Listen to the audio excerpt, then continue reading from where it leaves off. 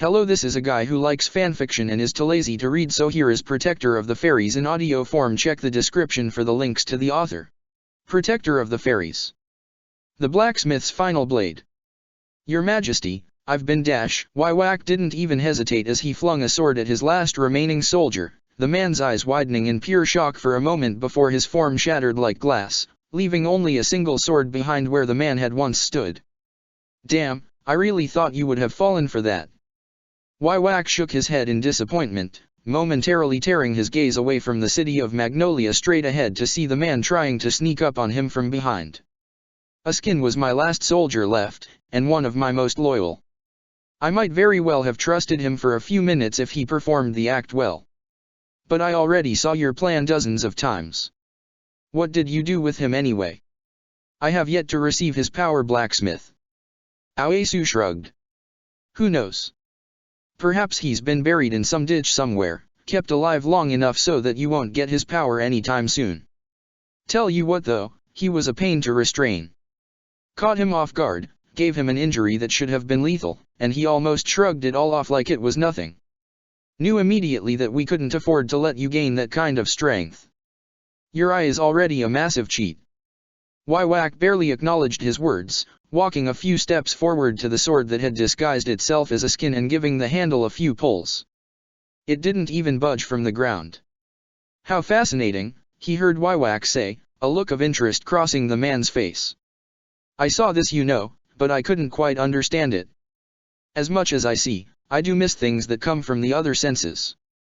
The resistance my hand feels as I try to pull this blade from the ground. The screeching it makes in my ears as it rejects my attempts to take its power for myself. Your blades really do outdo themselves, it appears. I'd love to consider that honest praise, but it's a bit hard when you mention about attempting to steal their powers right beforehand. Raising his sword slightly, Aoesu pointed towards Whack before stating, I hope you don't mind, but I'll be keeping you entertained for a bit. You might have already seen this show, but I don't intend to allow you to skip ahead. This is pointless. Why? Are you that confident you can deal with me? I won't be caught dash. No, I mean this. This conversation. I would appreciate it if you would stop hiding already. This trick was amusing once. My patience, however, is running dry. He could feel his eyebrow twitch as he struggled to control his expression. Fighting someone who knows what's going to happen is really not fun. Probably shouldn't wait any longer then. The illusion shattered, revealing another blade just as hundreds fell down from the sky, all intent on bombarding the area. Whack stood with a deadly rain of steel. But even with the hundreds of blades falling, Whack simply created a blade of his own and deflected each and every blade that came close, dodging the rest with an ease that could only be done through having witnessed the spectacle once before. As the last of the swords hit the ground, Aoesu himself joined them, landing carefully on the hilt of one of the blades now dug into the ground, his normal sword resting down by his side and cutting chunks out of the ground as it swung casually about. Really? Not even a scratch? Man, why do I have to have the hardest job right now? It's going to be a pain keeping you here for 5 minutes, let alone any longer. You do not need to worry. I will be done here shortly. But if you wish to speed things alone, throw down your weapon now and I will give you the right to watch the end from a distance. Huh? Going to have to pass on that one. Whack sighed in disappointment. Not a single future where you said yes to that. A shame. Well then, I guess I can spare a few minutes. Dealing with you now is preferable to later. You might have stood a chance then. Crossing the distance, Whack swung at him with the sword in his right hand, leaving him to lean back and slide back off the hilt of the blade he had been resting on. As his feet hit the ground, he quickly threw himself into a spin, the deadly sharp edge of his blade slicing upwards for Whack's throat, only for the man in question to narrowly dodge the blade, his eyes hardly needing to watch its path. Sloppy. No matter how deadly your blades are, they are useless when in the hands of an inexperienced swordsman. I couldn't agree more, he shot back, his blade rising quickly to block a strike from Whack and causing Whack's own blade to split in two at contact with his own blade. So to not give Whack any time to recover, he pushed in and slashed out at the Quincy's side. It didn't hit, as he expected, but the move took him close enough that his left hand could reach out to one of the many blades scattered around them. His fingers managed to wrap their way around the hilt, almost lazily in the effort, and as he turned with his own momentum he pulled the sword clean out of the ground and lashed out across the air with the blade. Its length increased tenfold in the process, the metal spreading out like a fan from the hilt, and almost colliding with Wywak if not for the man's quick, if not expected, actions to leap up and land on the blade itself. "Hey, you mind? That's not a stepping stone." As quickly as the blade had expanded, a section opened up in the center until the blade was in two pieces, resembling an oversized pair of scissors that Wywak had fallen in between. With a small twitch of his fingers on the hilt of the Zanpakutu, the two blades closed in, intending to slice Wywak in half at the waist. He hadn't expected it to hit Wywak though. Not with the knowledge that Wywak would have seen it coming. What he had expected was for Wywak to fall beneath the blade, closing the gap in what would have appeared to be a blind spot. Instead Wywak moved forward, his hands lashing out with energy and causing the blades to collide against blades of pure energy, sticking into the ground and acting as barriers to shield Wywak from harm. The shock though wasn't enough to make him an easy prey to Wywak's clutches. He'd come into this battle expecting his every trick and technique to have already been on full display. And seeing this here, this was more enlightening than disappointing.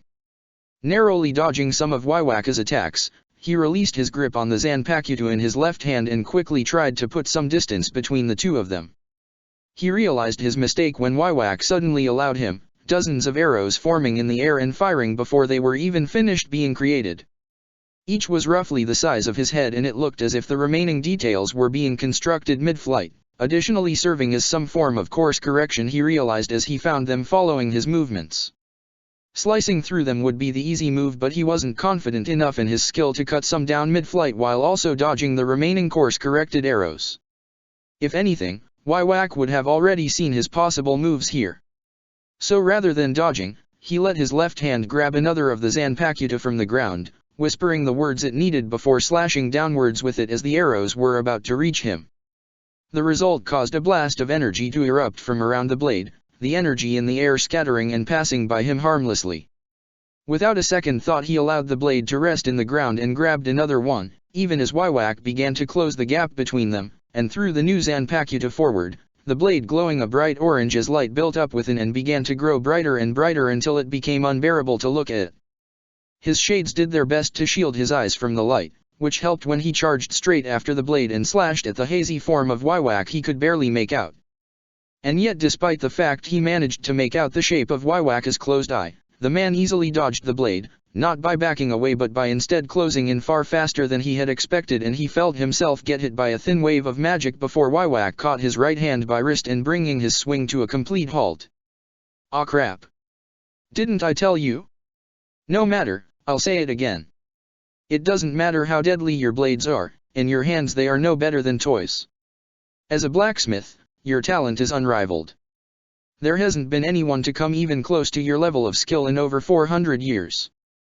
But to reach that level you pursued your craft over everything else.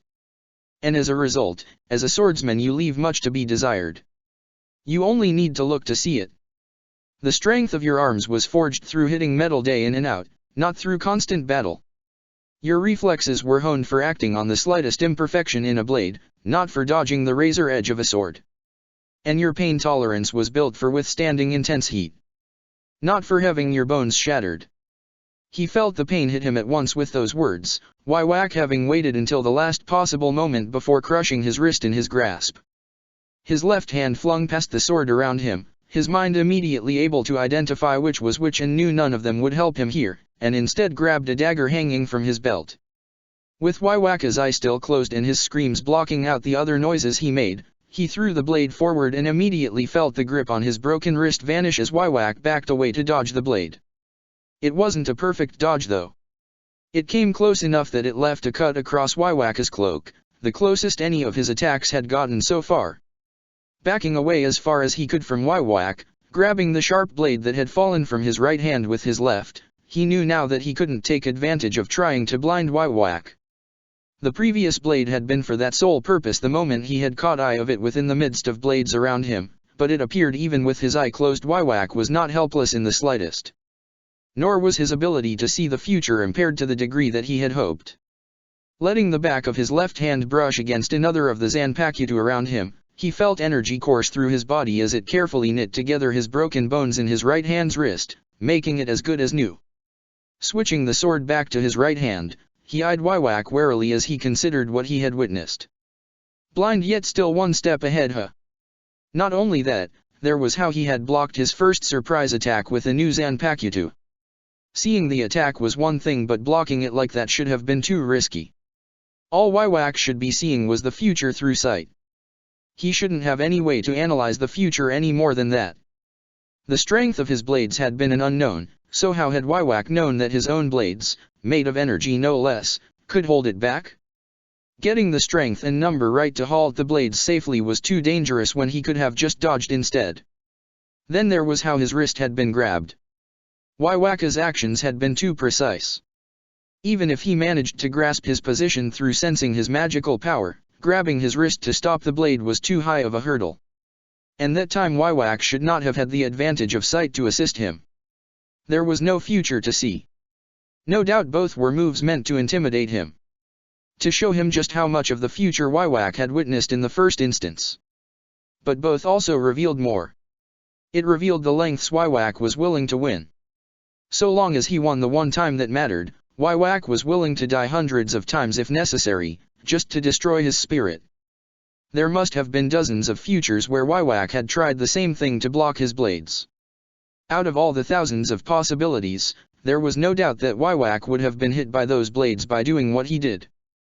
But there only had to be one future, a single instance where Waiwak got the combination and power of the blades right to hold his Zanpakuto at bay, for the path Waiwak needs to follow currently to be available. It was the same too just now. Waiwak might not have witnessed any future with his eye closed, but he wouldn't need to in order to know if he succeeded in his plan. All he would need to do is witness the futures that follow those events and see which ones continue. Even if blinded, Waiwak was more than capable of replicating the actions he would need to bring about the required result so long as he could identify which futures would have him survive in. So even if Waiwak had not seen the future where he caught the blade, he could rely on his other senses to move himself forward so long as he could collate the correct thoughts with the right futures. It was certainly a risky way to fight. To trust that the actions you plan to do will ensure you will see a future once the sight returns.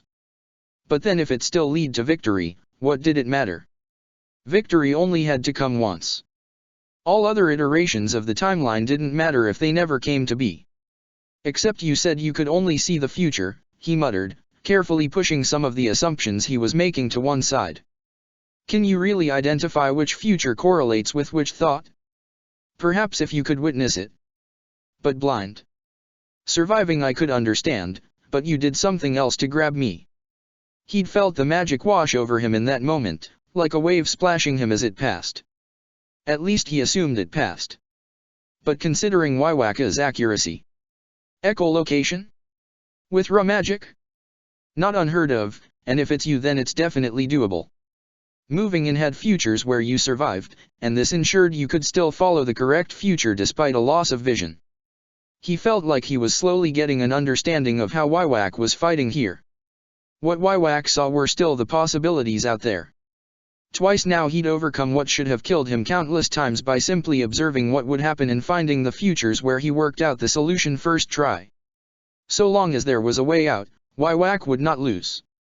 That was what Waiwak was trying to show him here. Blinding Waiwak was a foolish endeavor too, as it couldn't last long enough to hinder Waiwak, not with measures taken to ensure that Waiwak would always reach the point where he could see the future again. But despite all of this, one thing was abundantly clear in his mind. There had to be a way out for this to work. Waiwak could not follow a future that did not exist. All he needed to do was to close off the routes for survival, to ensure there was no single future after an event that Waiwak would live. If only that was so easy, he added, frowning as he noticed Waiwak had his eye open once again. You're not wrong really. I've spent so long forging blades. A life wasted some might say, but there was never a day I didn't find joy in looking at one of the finished products. I'm no swordsman, so I should stop trying to be. Letting go of the blade in his right hand, he allowed it to fall and sink into the ground, continuing down until it was stopped from falling any further by the hilt. All I need to do is do what I do best. Forge until I make a blade that can kill you.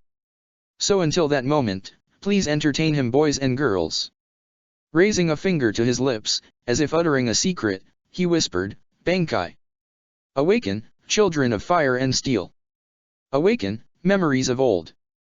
Payment is due, so come to fight once more. The very blades across the battlefield began to vibrate with excitement, their forms flickering and morphing as they became something else entirely.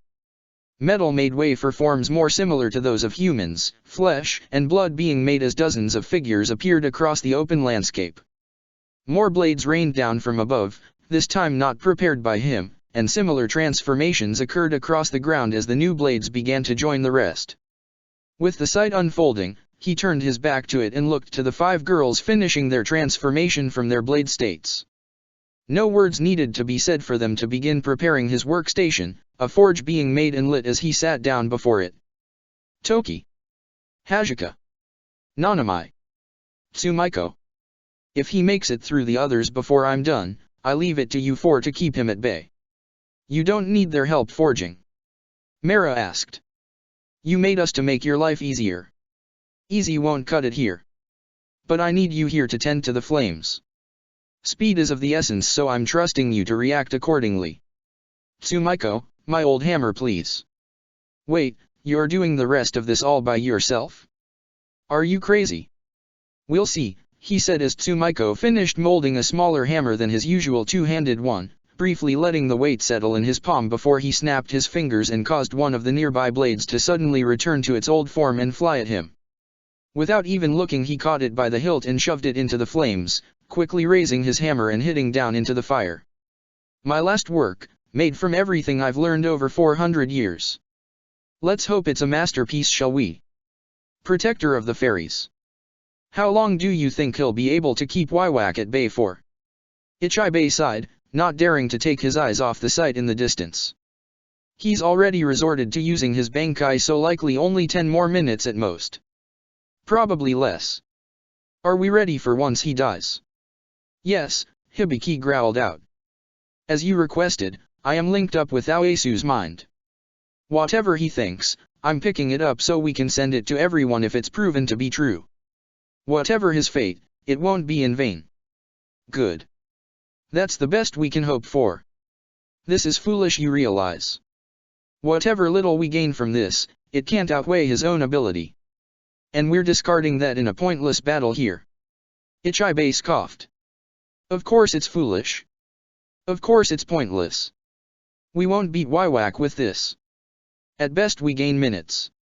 At worst, seconds. Our defenses are as shored up as we can get them in the time available, and such small intervals of time won't help us any longer. If Aoyasu dies right now, he could very well die for nothing. Then pull him back. He can't win. If I thought he would, I would have called him back long before now, Ichibe replied. If I thought he would listen, I would have told him 100 times. But it's because I understand exactly what he is doing that I do not dare try. This is something he is willing to die for. For what though? Demanded Hibiki desperately. There's nothing to gain. He's throwing away his life on a battle he can't win. Why can't he win? What? You heard me? Why can't he win? Do I really need to spell it out for you? Hibiki said as he growled out his answer. We all know how dangerous Waiwak is. It doesn't matter how crafty Aoyasu fights, nor what secrets he has to reveal. If he's facing Waiwak, it doesn't even matter. The fight might as well be an open book, one Waiwak has read before no less. He can't win against someone like that.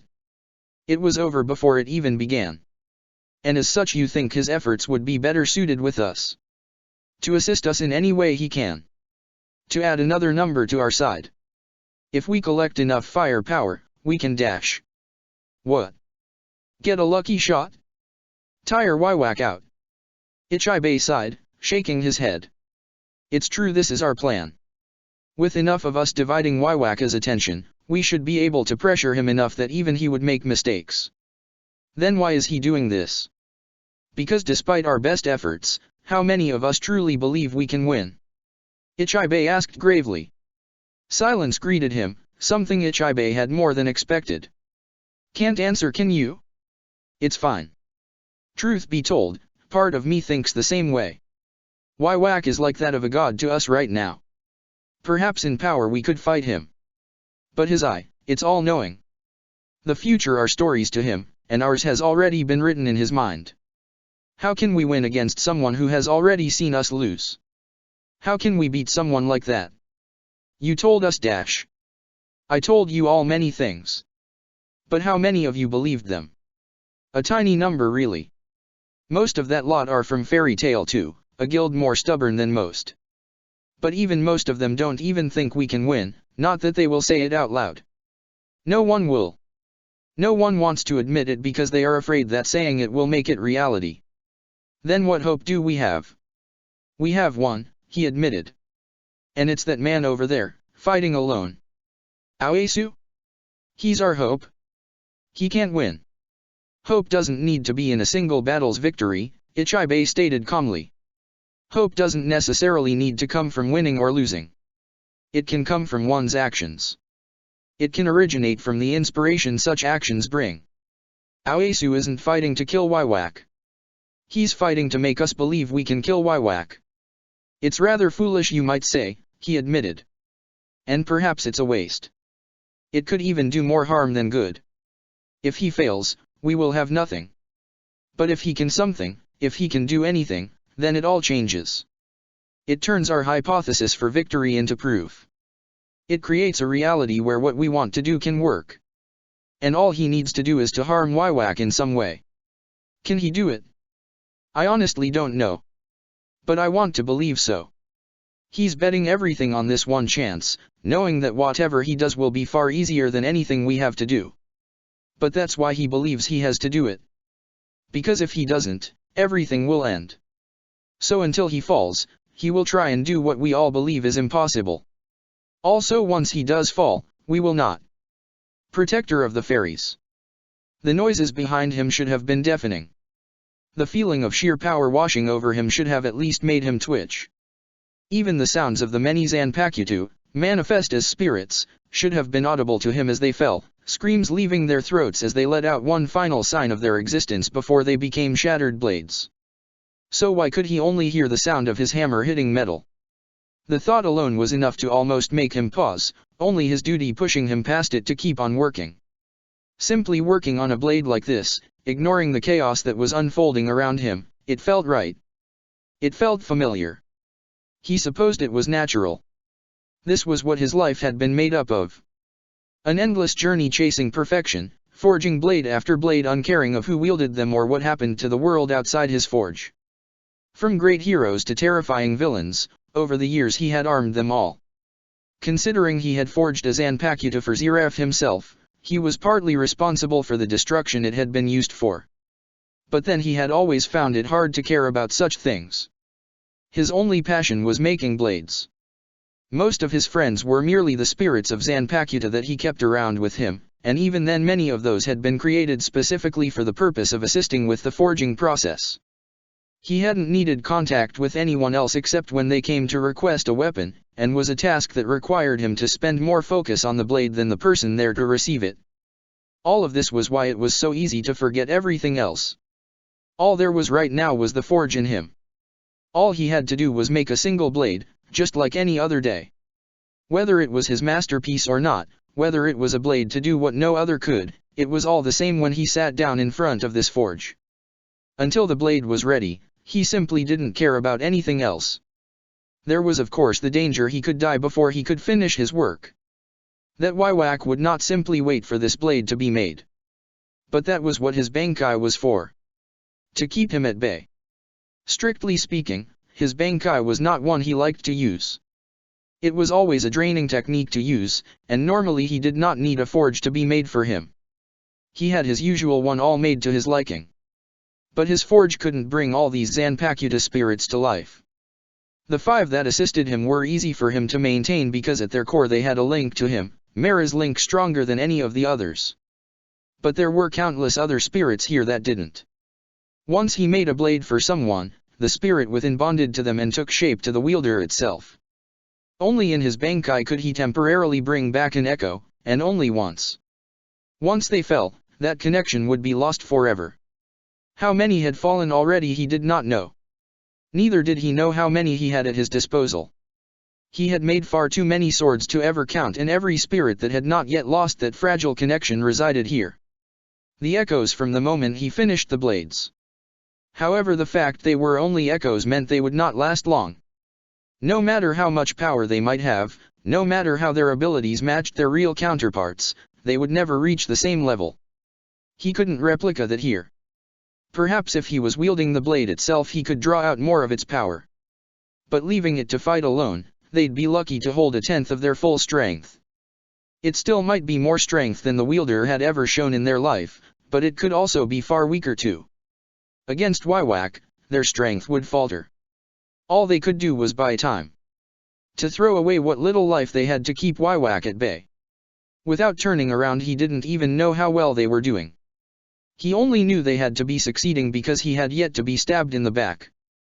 Looking into the flames at the shaping metal, he frowned when he realized something was missing. Absent-mindedly raising a hand to one side, he pointed towards the sword he needed, and within moments it had flung into his waiting palm for him to shove into the flames. Hitting the metal with his hammer a few times, the intense heat from the flames hastily speeding up the forging process, he eyed the forming product critically. Length was going well. Width had room to expand, but it wasn't necessary. Best to keep it as close to the current width as possible. The essence, though, it wasn't there yet. If he had the time he would have experimented with countless bits of magical power, gathered in lacrimas for him to infuse when without a user to imprint the blades from. Making a specific blade for a specific purpose but without the person to match it to, it was always far harder because there was always a piece lacking. The sword from before, he muttered to himself, raising his hand as another blade landed into his waiting palm. It was merely a shard when he looked at the blade's spirit having obviously fallen already and leaving only these fragments behind. That was fine. The spirit was unnecessary here. Only the essence of the magic within was needed. Bit by bit, the blade's essence was taking shape. Considering everything he had learned briefly with Wywak, a blade like this would be his best shot. So he continued to work as the seconds ticked by, time fading away to him as he lost himself in the only task that mattered. Only when he could see the essence within, almost fully shaped as he had desired it, was he finally able to hear the quiet that surrounded him. "Were you waiting long?" he asked, glancing over his shoulder as Wywak approached him. The figures of his other four Zanpakutu assistants stood as a wall between them defiantly, but it would be easy for Wywak to bypass them. Was the blade done yet? No, he could. Something was missing.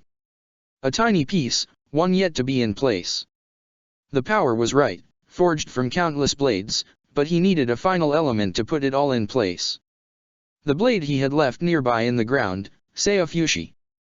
The only Zanpakutu he had ever left unfinished, simply because it had exceeded his expectations too much and had become too unstable to be called a sword due to its unparalleled sharpness. 10 steps. He could cross the distance and back in 10 steps. Summoning the blade by will was far too risky due to Seifushi's nature. The moment he began to move though, so did Wywak. Within his first step, Wywak had already caught Toki by her neck and slammed her down into the ground, her form reverting back to that of a broke blade. By his second, Hajika had lashed out with her hair, restraining Wywak by one arm as she thrust the remains of a blade at his throat. On his third step her blade was caught by the edge, Wywak pulling her forward towards him. As he took his fourth step and began to stretch out his hand for the blade, a dagger made from pure energy had been thrust through her head, destroying her form instantly and reverting her back to nothing more than a broken blade. His fifth step took him within Wywak's range, the man moving at him instantly. His hand wrapped around the hilt of Seifushi and began to push back, preparing to flee and try and outrun Wywak back to his forge. If not for Nanamai he might not have had enough time, earth rising up between the two of them and curving over ready to crush Wywak.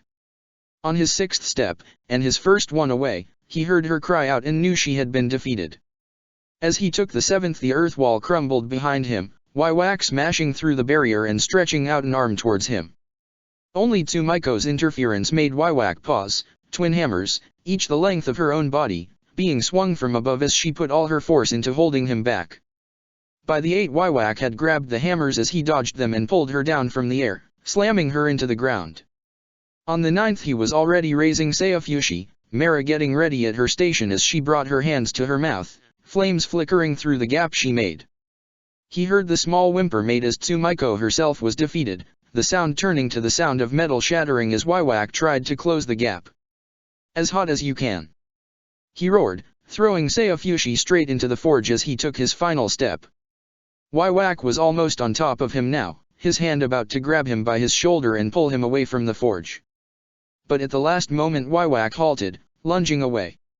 He knew exactly why, his eyes locked on Mara as she obeyed his command regardless of her own worry.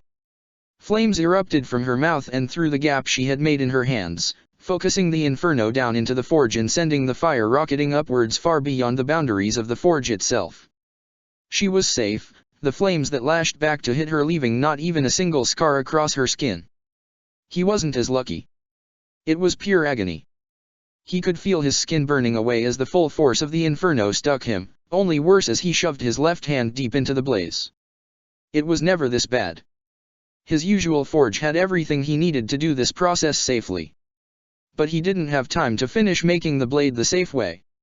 Only this intense heat would let him finish the job, his hammer swinging down once, twice, 3 times. Each action almost had him scream out in pain, the skin of his hands turning black as he released the hammer and pulled out the blade within. Even then, there was no relief. His was a forge of flames only.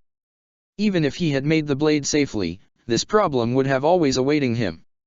The stronger the blade, the more water it would require to cool it down. Merely holding the sword made him feel like he was being burnt alive. The only plus side to all of this was that Waiwak couldn't even get near him, having retreated far away to avoid what was essentially a wall of flames around his person. Master Aoesu. You're suffering so much. He recognized that voice but he couldn't turn his head towards it. It was taking everything he had to try and deal with the pain burning from his left hand. That voice was Toki's though.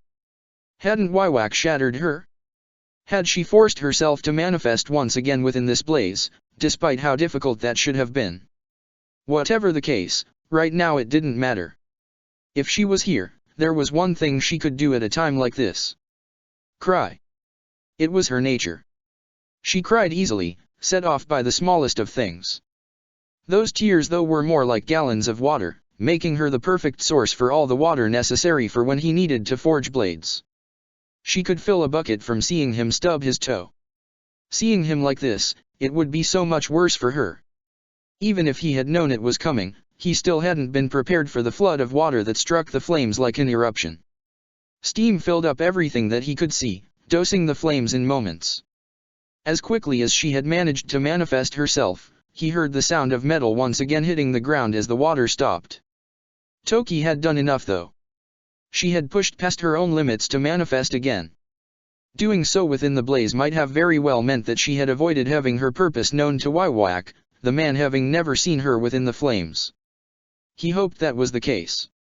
Because that, and the fact Waiwak failed to stop him finishing the blade, meant one thing. Just because Waiwak saw the future, it did not mean he necessarily could always prevent it. Sorry I don't have a name for you right now, he muttered weakly through pain-filled vocal cords. I'll give you one afterwards. All right. Was it worth it? His eyes narrowed as the steam began to clear, revealing Waiwak casually walking towards him. That blade in your hands. Was it worth burning your body to such a state? Wounds can be healed, he joked out, trying not to show his pain.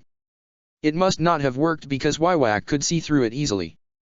Before your reflexes at least could allow you to put up a fight. But with a body as ruined as that, how on earth do you plan to continue this? You'll be lucky to swing that blade once before your body gives out. Then I might as well make it a good swing, he chuckled, slowly raising the sword upwards and gripping the hilt tightly with both hands. One last clash. I think I can just about manage that. Was this distance enough? He hoped so because he wasn't sure that he could take another step forward to help close it. Should he wait for Waiwak to approach? No, there was no way Waiwak would. Even now he could see the man taking a stand where he was, unwilling to go any closer. Was that because of what Waiwak saw? That if he got any closer things would end badly? Then surely by standing there he put himself outside of the strike range. Or perhaps that was the optimum range to dodge. It didn't matter. If Waiwak wouldn't come closer, he had to do it somehow. Carefully waiting for his moment, he noticed a blade forming in Waiwaka's hands. He recognized what it was at any rate. An imitation of his Zanpakuto, and an exact replica of the fake Zanpakuto products that Ichigo had employed for so long. Without Shinigami powers, that blade was an empty shell, but its composition alone made it strong. And if it was empty, it could be filled with something else. He could feel the pressure already from the blade as magic was torn from the atmosphere around them and condensed into that single blade. A distance to avoid the strike. A weapon to take the hit if need be. Waiwak had everything he needed to win this from what he could see. There might not be any chance of this attack connecting. Even so, he had to bet on it. It was all he had left. His body screamed at him, but he forced himself to move one last time, pushing off from the ground in a burst of shunpo that might have very well just broken his foot. His speed failed halfway to his destination, his stance crumbling instantly as he lost his footing. He was an open target, but he still saw Waiwak began to retreat back. Throwing away his swing's stability, he activated the magic of the sword and brought it down there and then. He couldn't afford to wait and let Waiwak get out of range. In the end, he was wrong. Waiwak had never been out of his range. His sword tore through the air and everything in its path to its destination. The wind parted. Space separated. Even time felt like it was frozen for a brief moment as his blade swung. Waiwak began to move, but it was as if his own timings had been thrown out of sync with the strike itself. His sword did nothing to stop the blow, being sliced in two as the strike tore straight through his left shoulder, severing his arm from his body. He only got a glimpse of the slash going further, the landscape ahead parting and a distance mounting splitting before he hit the ground, his sword clattering to the ground beside him as his magical came to a halt. Even his Bankai reached its limit, the slash having torn through the invisible field it made that brought all Zanpakuto to life and robbing him of any last strength he might have gained from it. He couldn't rest though. Not when a hand grabbed him and forced him to look up. Before him Waiwak was keeping a tight grip on his face, and he noticed how the wound was being sealed up and a fake arm made from pure energy was taking the place of the missing limb. I dodged that. Really? He croaked out. Doesn't look so He cried out as he felt his face being crushed as Waiwaka's grip tightened. I did dodge it. There were many versions of the future that I saw, and in so many I dodged that strike. I should have still dodged. I expected its cutting power. But that didn't merely cut the air, nor even space. You cut apart the very time of this world with a single swing. That strike actual traveled through time to reach me faster, to the point my eye never managed to perceive its true arrival. I merely saw the future before it was interfered in. Not so nice when the shoe's on the other foot, huh? He felt his head almost get crushed again, magic slamming into both sides of his skull this time and resulting in a scream being involuntarily released as he felt Waiwaka's magic poking around. And then it abruptly ended and he found himself face first in the dirt. That should have gotten rid of our little listener. They got quite the show from you, but I don't want them listening in right now. Got some words to say to a dead man. He spat out, forcing his head up to keep Waiwak in his sight. A guilty conscience to clear or something? Not at all. Rather I wanted to express my gratitude towards you. You have surpassed my every expectation. I had anticipated you making a blade that you believed might challenge me. But in no future did I ever see did it reach me. It never cut me down. And yet you created a blade that did. To cut through space is impressive. But you made a sword that would cut through time itself in order to reach me. Even though I saw countless futures, you changed them all with a single blade by bringing an event that was to occur back to an earlier point in time. Reaching for the blade, Waiwak picked it up with his newly made left hand and frowned at the condition the blade was in. A shame though on the blade's condition. With one swing you almost destroyed the blade itself. It's good for perhaps one more strike, and even that won't reach the same heights as this one did. Taking his eye off the blade, Waiwak appeared to look elsewhere briefly as a smirk slowly grew across his face. Raising the blade, he swung it down against the ground, tearing a long gash across it and causing the blade itself to shatter into millions of pieces. I should thank you. You have ensured my victory. Your victory? Waiwak glanced back down at him, and he could swear that Waiwaka's smile was outright mocking him at this point. You've given them hope. Of course I. His eyes slowly widened as he realized what Waiwak was saying. You wanted me to. Of course. Why do you think I entertained this for so long? I'll admit though that events did go outside of my control. Waiwak briefly glanced at his arm before shrugging his worries off. However, the future is still as I desire it to be. If anything, the path I desire has been solidified now. Before this day is done, Lumen Histoire will be in my grasp. But there is still the matter of what to do with you, Waiwak added, his expression turning dark as he reached down and pulled him up by the neck. He struggled to breath, barely able to hear Waiwaka's words as the man spoke. You need to be punished for your arrogance. Energy shaped around him, forming a pillar at his back and ropes that slowly tightened around him, binding him to the post with his gaze locked slowly on Magnolia. I would like you to watch, Waiwak said to him. I might even return here once I have my prize, to see whether you will ask your little Zanpakuto over there to take your life or not for your greatest failure. What mistake? Yours and the rest of the mages here. You see, you make a lot of assumptions, having a solid belief of what my power is. You believe I am dangerous because I can see the future. You believe that is what my power, the Almighty, entails. I will be showing you all how wrong you truly are. He could only watch as Waiwak turned towards Mara before dismissing her entirely as a threat, beginning to walk away. He felt his voice screaming at him as he forced himself to cry out after the man. Wait. What do you mean? What did we get wrong?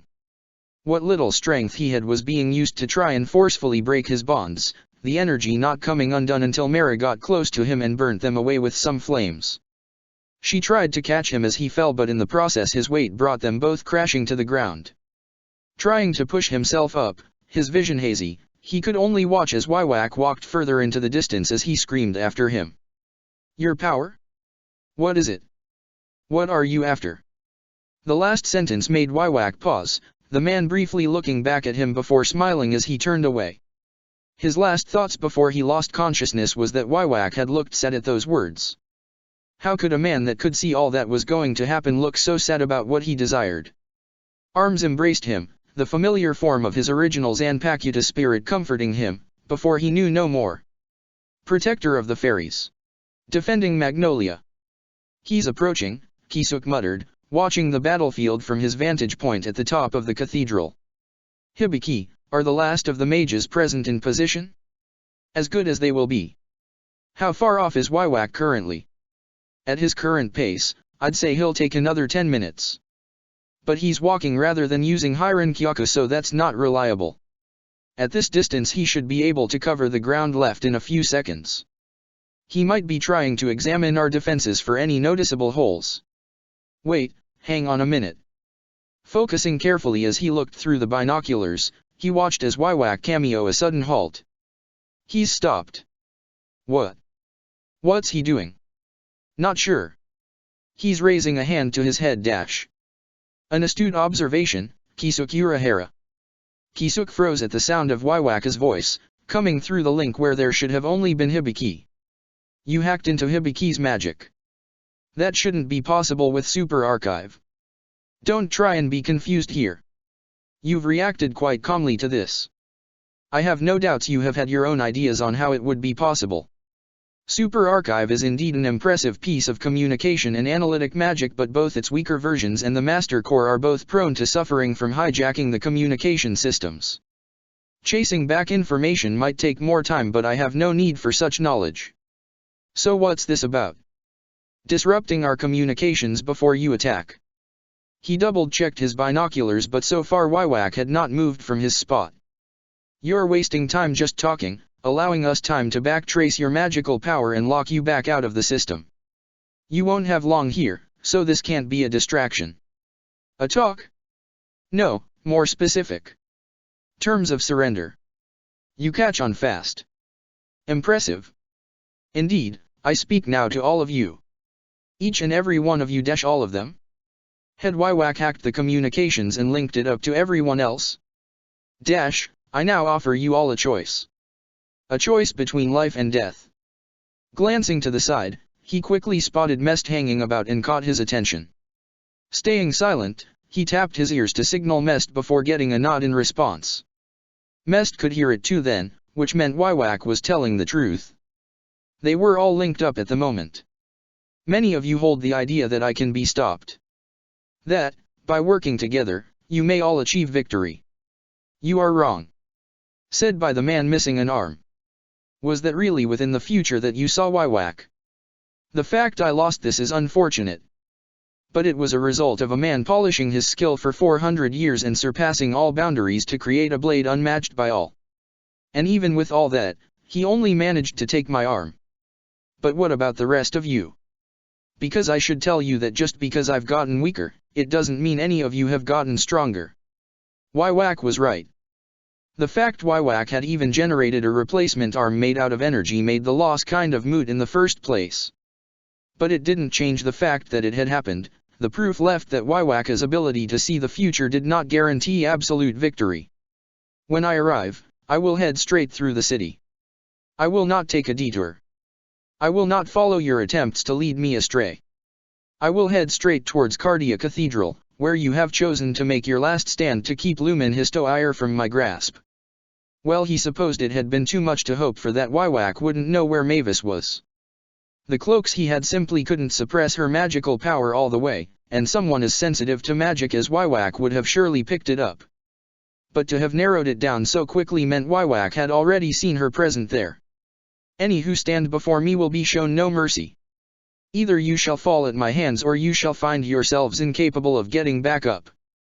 The only result that lies before you if you stand against me is defeat. But I am willing to show mercy. To those that wish to live, flee. I give you 5 minutes to leave this city. Any who do will be spared, provided you make no signs of aggression towards me. Wywak paused briefly, Kisuk wondering if the man was done and planned to simply wait those 5 minutes out. Until the man spoke again, sounding very much like he was disappointed. I told you I would give you 5 minutes. But I already know that none of you will leave. This future has no one that leaves. Even so, I shall wait. None of them would leave? Was that true? Or was that a ploy? Either way, he could understand the implication. Wywak was trying to subtly influence some of them to leave by implying he already knew the outcome. He was trying to persuade them to believe everything was already decided and that this would be their one chance to change fate. Would it work? He didn't know. There were many people here willing to fight, even if it meant to the death. But there were plenty who weren't. Ordinary mages, here to fight in any way they could. But people like them weren't familiar enough with monsters on the level of Wywak. They weren't even familiar with monsters on the level of Wywak's Stern Ritter. And against a man who already knew the outcome, how many would hold their nerve? Gesturing at Mest to move and count, he waited as the man disappeared. Then he waited, calmly watching Wywak from a distance and occasionally shifting his gaze onto the edges of the city. No one was leaving. Had they been convinced otherwise? Told that there would be no second chance if they lost here? Or perhaps some might not even trust Wywak to stay true to his word. If no one left, it was going exactly as Wywak saw. In which case, what was the point? He was delaying this. Perhaps taking advantage of the peaceful moment where he would not be engaged? A terrifying thought occurred and he flung his head up, staring up into the cloudy sky, desperately trying to see anything unusual. Bringing the binoculars up to help, he scanned the skies as best as he could before he saw it. A speck of energy, hidden far out of range. This wasn't a chance for surrender. This was a chance for Wywak to freely build up an arsenal to bombard them from above and claim his prize once they were all dead. Your time is up. I gave you dash. He forcefully cut the connection to himself, leaping off the cathedral and jumping through the air towards where he knew Nozomi. The moment he saw, he didn't waste any time, unsure of when Wywak would fire but knowing that it would be sometime in the next few moments. Plan C. Hurry. Her eyes widened in realization before she brought up her weapon and stabbed it down into the earth. At the same time, the clouds above them was forcefully parted, the surge of magic from above in the sky making its way through as the first rain of arrows fell from above. Hurry. Renzin, Hajukwari. As the green walls of energy spread up around the city of Magnolia, It made him glad they had positioned her here in case Wywak had decided to attack from range. That was what Plan C entailed. To use her legendary spell as a means to stop the assault, taking advantage of its tremendous defensive properties to weather out the storm and launch a counter-attack from within. Her experience with spatial magic and integrating it into the spell had only made it harder to destroy, the blows that collided having their force spread out throughout the entire barrier rather than allowing them to hammer down at a single point. As much as he would like to say that he was confident that the barrier would hold, he simply wasn't. It held up against the first volley of arrows, but plenty more had formed in the sky in the time that it took the first set to fall. As the second volley collided, however, the barrier didn't even appear to flinch in response. A third volley had already been formed, but from what he could see, Wywak was spending time moving the arrows along the sky, surrounding the barrier at all angles while bunching the arrows up together into larger groups. Nozomi, how long can you maintain the barrier for? If he keeps up what he's doing, probably 30 minutes, she admitted hesitantly, her eyes glancing towards the lacrima embedded in her weapon. We filled Sumitsuki Gaza to the brim with magic, but this spell is still a legendary spell. Maintaining it is the easy part. With this much magic and the improvements I've made to it over time, I could keep it going for hours if I really pushed myself. But if he attacks dash, then it consumes magic to distribute the damage evenly and to replenish its structure. Yeah, she said, nodding her head in confirmation. With the spatial magic interwoven into the spell, it's both a blessing and curse. It's easier to keep its form intact, but distributing the damage takes more energy than just putting up a solid wall in front of the attack. As arrows rained down from all sides, she scowled as impacted across the barrier and caused it to shudder. And if he's going to attack from all sides, I don't think weakening the barrier in exchange for time is going to help. Neither do I, he muttered as he eyed the reforming arrows, smaller than before but in far greater quantities. The next volley had only crossed half the distance towards them before the second was fired, more arrows rapidly forming in the sky to take their place before following in suit. Against this kind of bombardment? Still 30 minutes. Make it more like 15, she shot back in annoyance. He's testing the barrier, looking for holes and trying to work out which kind of assault will wear it down faster. And just because I can hold this for 15 minutes, it doesn't mean that's desirable. I'll be useless for the later stages if I run out of magical power here. I know, he replied back calmly, turning his gaze away from the arrows and to where he had seen Wywak previously. Bringing his binoculars down, he was happy to see that Wywak had not moved at least. Plan C involves more than just you remember, he added, a smirk crossing his face as he felt Hibiki's magic latch onto his mind once again. He hasn't moved. Good, came the single response, the connection cutting off instantly. He turned his gaze to the right just in time to see the waves of magic building up, thunder lighting up the sky as a large, monstrous roar filled their ears. A vortex of focused wind and lightning, tearing across the open sky and heading straight for the edge of the barrier.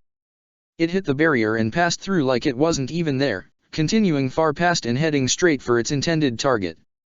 Bringing up his binoculars once more, he watched the storm of lightning that had devastated the ground where Wywak had been standing. He had really underestimated the destructive power Laxus No possessed, it seemed. The physical abilities and a body of a dragon, with the magic to match, all compressed down into a human form. But that didn't stop him from doubting the attack's effectiveness. Wywak should have surely seen that attack coming, even without his ability to see the future. The range of the attack had been vast, yes, but Wywak hadn't even made a move to step out of the attack's path. The answer became clear when the storm of lightning still present was drawn inwards, being absorbed into a revealed spherical transparent barrier around Wywak, a familiar pattern along its surface. Unless he was wrong, that pattern was the pattern associated with Blood Vene, the defensive power of Quincy. This was something else. Blood Vene was meant to be concentrated beneath the skin, running through the body through the channels of magic. It was unheard of for it to be deployed away from the user in any fashion, and while it could block attacks, it never absorbed them like this. The absorbed fragment, perhaps. Ichigo had done similar things, using his blades as a medium. Perhaps this was Wywak's medium, and he was using it to allow a deployed barrier to not only be possible but to also avoid the drain such a barrier would have otherwise had. It would certainly be a problem to deal with if it could absorb energy to maintain itself faster than it was destroyed. They had means to bypass it, but only a select few would even have that kind of capability. Still, the attack had done its purpose. Glancing up at the sky, he could confirm that there hadn't been any new arrows to replace the ones previously fired. While he was sure it was easy for Wywak to split his focus fighting normal men and women, the level of firepower they had to throw back at him was on another level.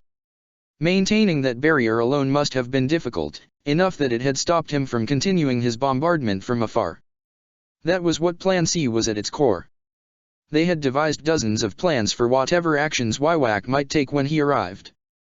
Plan C was for when Wywak decided to not even try to fight, to simply crush them and watch from a distance.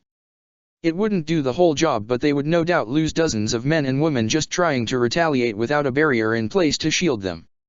And to prevent Wywak from simply waiting them out, they had people like Laxus ready to unleash hell from a distance in turn. They didn't need to come close to matching the sheer number of projectiles if the few they had hit with enough force to kill. "You must have seen that though," he muttered to himself. "You're no fool. And if you've seen our response to your actions, you must have realized we would retaliate like this." Which meant Wywak had another purpose with this attack. His eyes glanced towards Nozomi briefly, flicking then towards the barrier before the gears clicked into place. Information. Based on what they had heard back from Aoesu thanks to Hibiki, they knew that Wywak only saw things. He had no knowledge of the future beyond sight. He might see Nozomi's barrier, but it didn't mean he had a grasp on its structure. How strong was it? How did it fluctuate when hit by a certain range of attacks? The better he understood, the clearer the future probably became. Even just knowing a bit of how the barrier responded would eliminate hundreds of possible futures where he used inefficient attacks. "Kisuk, can you hear me?" "Yeah, I hear you," he replied back as he felt Hibiki's magic connect with his mind once again. Bringing his binoculars back up, he watched as Wywak began to walk towards them. Wywak is on the move. Still taking his time. Have everyone hold their fire. Even if he's confident in fighting here, we still want whatever advantage it can give. Turning to Nozomi, he briefly told her to keep the barrier up until Wywak got closer. It might be overly cautious, but they didn't want to give Wywak any thoughts about pulling back and repeating the same tactic as before. "I've already given everyone the warning. Speaking of which, from here we'll be operating on a radio silence basis. I've managed to lock Wywak out of the system, but if he got in once I'm sure he'll find a way to do it again. I'm sticking with direct links currently, they're more secure than the net method I used earlier to link everyone, but even this won't be able to be trusted if he gets too close." "You've locked yourself away safely, I assume?" "Yeah. And I know. No showing myself, even if everyone is going to die. Don't allow there to be a future where I'm found or where I'm revealed. I'm taking great lengths of keep myself hidden now that Wywak has arrived. I'll do my best to monitor the situation, but it's going to be hard from here on out. Do what you can, we'll handle the rest." "Tell me, did Wywak say anything else?" "I disconnected when I realized what he was up to. Something about how he'd show us our powerless by taking down our greatest assets. Working assumption, he's targeting individuals. Hopefully someone will hear something and we'll get an idea of who he's going after, but I can already take a few guesses. Consider yourself a priority target and be on alert. Once he breaches the city, our front line won't hold him for long." "That it won't. This is where the real battle begins." Protector of the Fairies. "So this is Wywak," muttered Gajil, eyeing the Quincy warily as the man slowly approached. At a glance, it didn't look like he justified this level of threat. He certainly didn't scare him nearly as much as Acknowledge had. But it would be foolish to dismiss him out of hand because of that. He had seen with his own eyes the bombardment that would have hit them if not for the barrier currently around the city. Could his armor survive that? In his dragon-armored state he was sure he could, but he would destroy their front lines in an instant if he took on that shape, plus he didn't have anywhere close to the iron he needed to maintain such a form against the battering it would inevitably take. Maybe if he produced the iron from his magic he could improvise, but it would take close to his entire reserves. Better to focus on armoring up his smaller form, especially when his target was not a dragon that he had to compete against in physical power. Giving his arms a brief flex, he eyed the metal covering him briefly, hoping he had made it dense enough. It was easy to control, it always had been thanks to previous experience with drive forms, but it wasn't really tested. His iron's strength was something he was proud of, so it was strange going into battle without confidence in it. Maybe he was more nervous than he had thought. He hoped that wasn't the case. Nerves would only hinder him here. Trying to distract himself, he glanced over to the man standing beside him, wearing armor that made even him envious. Arcadios, right? That your name? I would have hoped you would have remembered the name of one of the people commanding Ishgar's forces. Didn't meet you much, never bothered to remember it the few times I did, he shot back. That armor of yours looks good. It's not iron though. Doesn't really have a smell, or at least not one I can pick up. Sekizeki. You're well informed. Just experienced, he grumbled. You think it'll hold? It's held up so far in this war. I'll die before this armor does. Confident in it that much, huh? He couldn't help but smirk. All right, I won't be outdone. Let's see whose armor breaks first, shall we? Arcadios sighed next to him, looking like he was resisting the urge to place his head in his palms. Are all of fairy tale like this? I think I've been spoiled by the rational few amongst you lot. TCH. You want to complain, go ahead. No. I understand your intentions. You seek to lighten my mood. Settle my nerves, or maybe your own. I just can't afford any kind of distraction. Unlike the rest of you here, I cannot rely on magical power to help me.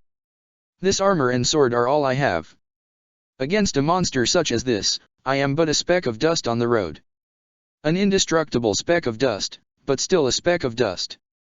You're here anyway, he shot back in annoyance. If you're going to fight, don't complain about it. You wouldn't be here on the front lines if you didn't have some use. We might even stop him here and now.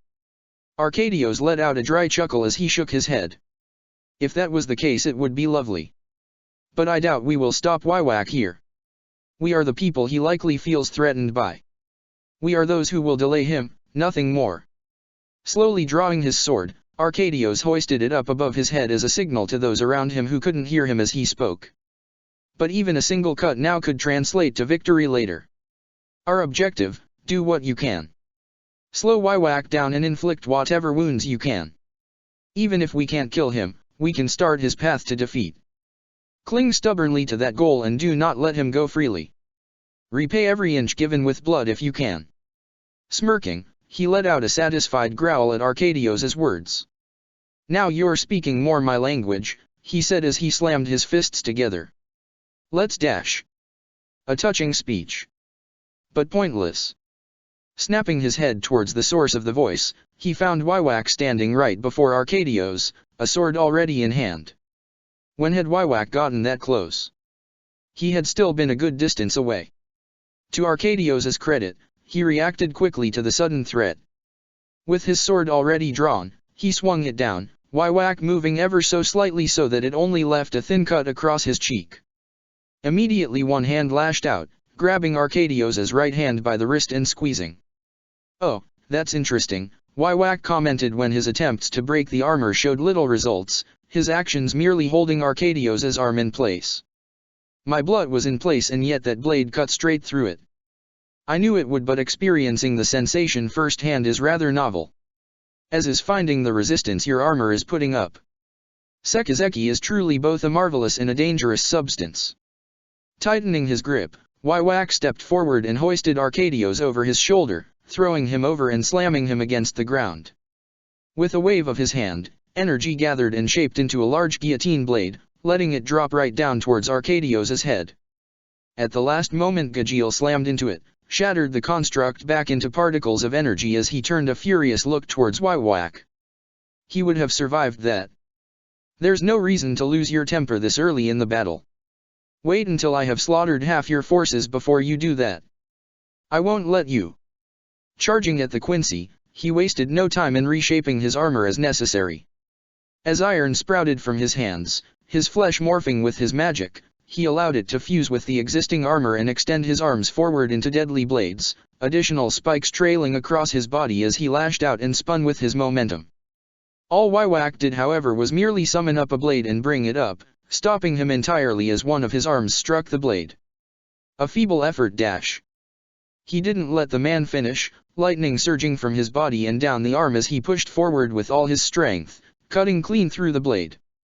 He wished it could have done the same to the Quincy himself, but Waiwak, looking unimpressed with his attack, had already moved back the necessary steps to avoid his strike. Then, with a wave of his hand, Waiwak formed and fired over a dozen arrows right at him. Half of them missed, more than likely meant to seal away his movements and force him to take blows no matter what action he took. All he could do was cross his arms in front of the barrage, his iron cracking under the blows as he found his entire body being flung back. As he fell back, Arcadios closed in, swinging his sword up and requiring Waiwak to bring his own up to block the blow. That was until the blade was cleaved through like butter, almost catching Waiwak by the throat. Yet the look on Waiwaka's face showed that it never would have, the man stepping in the exact moment the threat passed and slamming his fist against the helmet of Arcadios' armor. The metal didn't even dent, but the blow was enough to send Arcadios flying back, crashing into one of their hastily constructed barricades and flying right through it. Magic shot forward from the other mages helping them, but he knew it was no good, not when Waiwak dodged them all without even looking in their direction. Almost lazily he waved a hand back at them, arrows forming and firing before he even had a chance to do anything.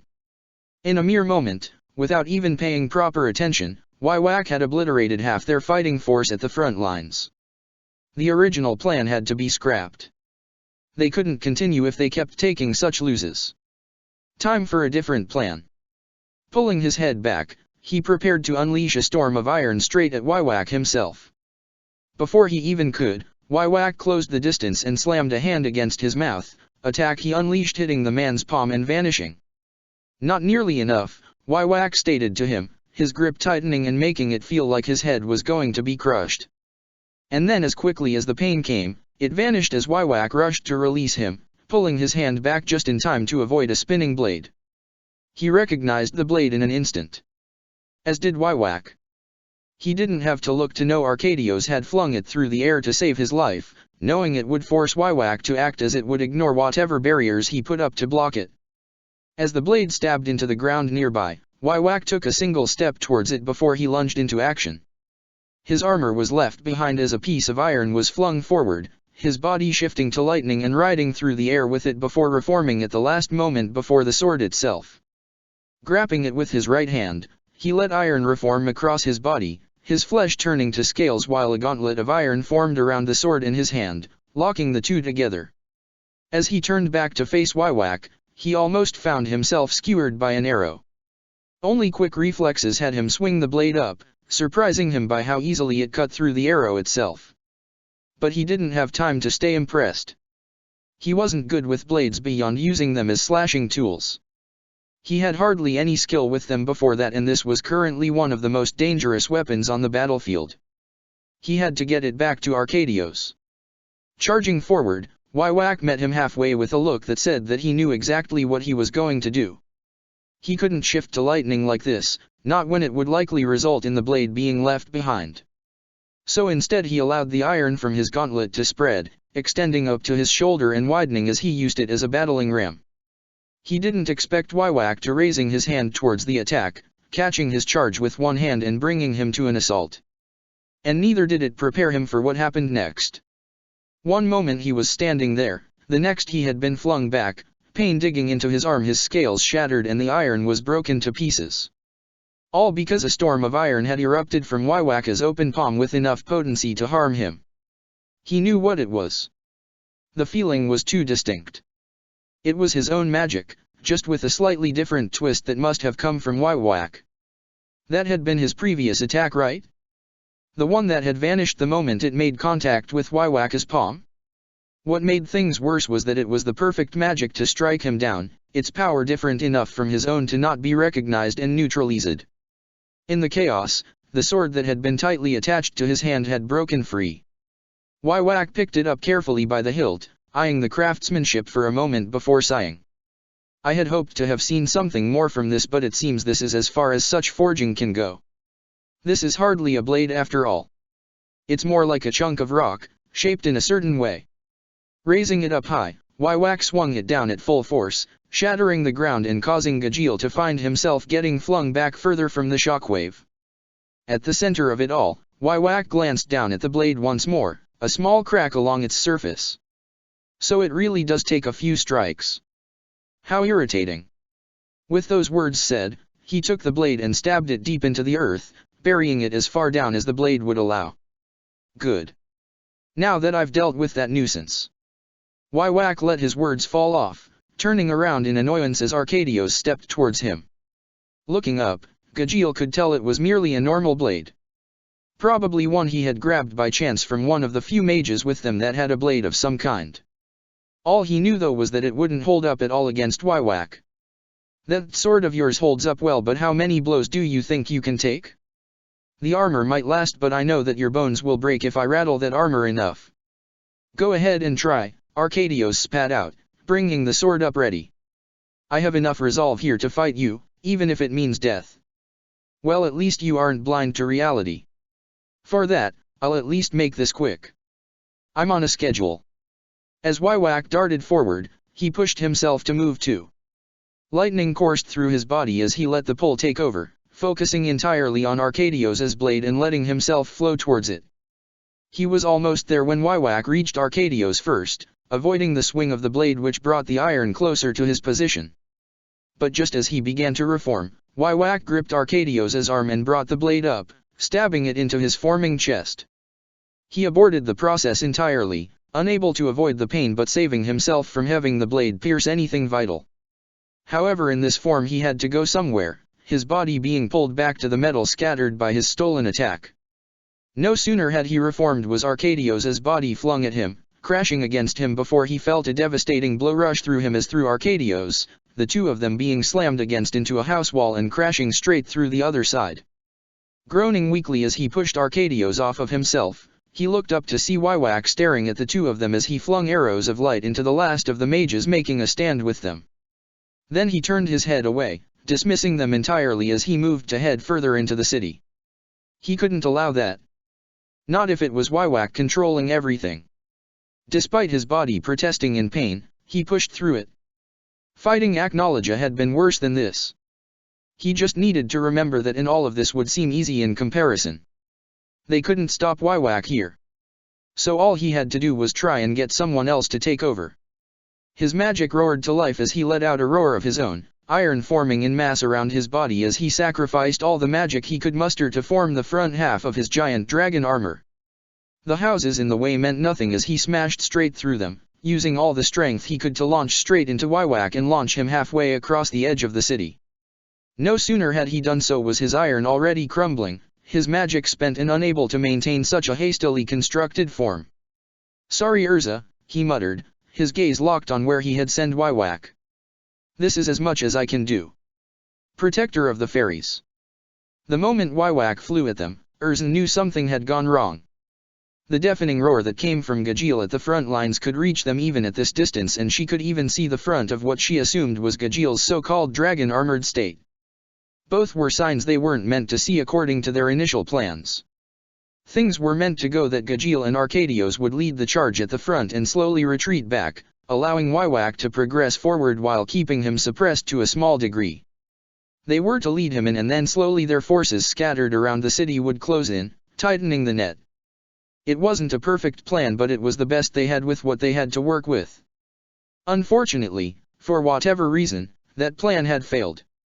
She herself wasn't even meant to see Waiwak until near the end of the original plan, based off the direction he had arrived from.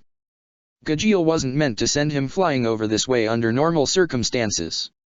The only reason he would meant that the entire front lines at his side had failed and he had mustered the last of his strength to launch Waiwak this brief distance, hoping they could take over. It was a fallback plan, one of the many told to them as the possibility of any plan surviving contact with Waiwak was a fool's dream. Instead they had dozens and dozens of situations that they had planned for instead, knowing that such smaller plans could be connected to one another based on Waiwak's own actions. As Waiwak began to slow down, preparing to land graciously on the ground, she sprang into action. She pushed the thoughts of Gajeel and the others to the back of her mind, knowing they had entrusted the next step to her and the others here, and focused her mind on her blades. From every house surrounding Waiwak, blades smashed out through walls, windows, tiles, doors, everywhere that they could find or make an exit out of. Every single one of them that she could connect her focus to was targeted at a different vital point, allowing her to account for the high chance that many would miss due to Waiwaka's actions, and she let them fire at full speed down on the man below. It was like a scene from long ago. If there was any member that would always stick with her from this war, it was the memory of that Quincy, Driscoll Bursey, from the beginning. The giant of a man who had shrugged off all her blades, brought her and Myra so close to the brink of defeat, and then who had been defeated by the master at the cost of his own life. Without even flinching from the danger, Waiwak had turned his head towards her, spotting her peering out of a second-floor window where she had prepared this trap from, with a disinterested look on his face. Each of her weapons slammed into him from a different angle, keeping him in place in the air from the dozens of blows from all sides, and yet not a single one of them was able to penetrate his skin. Forget cutting, they hadn't even broken the surface. "Trickier does not suit you, Urza Scarlet," he called out to her. "Your talents are wasted, hiding away like a rat." With a flick of his hand, a large arrow formed in the air beside him and was launched straight at her. She barely had time to leap back out of the way, brick and glass scattering inwards as it tore its way into the house and out through the roof. By the time the dust cleared, there was a large opening to the outside and Waiwak was standing there at the edge of it. She couldn't stop the image of Driscoll from continuing to enter her mind. No, Quincy had even come close to having a blood venet on his level. At least not until now. Part of her had always wondered, with how powerful his abilities were, why he had been willing to follow the orders of another. Looking at Waiwak right now, she could understand why better than she ever had before. It was the difference in sheer power. Infinite blades had done nothing against Driscoll. It would do nothing here too. Her strongest technique, rendered useless by the enemy's own indomitable defense. Instead she summoned up one of her strongest blades, gripping it tightly with her normal hand while her artificial one brought out a massive broadsword that was far too unwieldy for most to use with only one hand. In a hand assisted by telekinetic magic, however, it was a far easier feat to wield. As for armor, she could only trust in the armor she currently wore, light enough to move in freely while tough enough to take at least a single blow from Waiwak before it would crack. Anything heavier would slow her down and anything lighter would leave her too exposed should an attack fail. Charging forward, she swung her right arm forward with the broadsword, throwing all her weight behind the strike.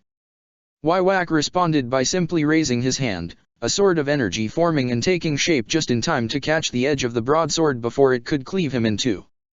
Trying to not give him a chance to counter, she quickly let her arm twist, the wrist giving way to her commands as it twisted far further than it was meant to allow as she used it as a means to twist her entire body over the blade and to swing at Waiwaka's exposed side as she began to come down. Yet despite her speed, it wasn't fast enough. Not to a man who had already seen it unfold 100 times before. He merely raised his other hand and used his fingers to catch her blade, and in a brief flash as his blood changed he both crushed her blade with one hand and used his sword in the other to press upwards, cutting through her broadsword and leaving her with only a third of it left.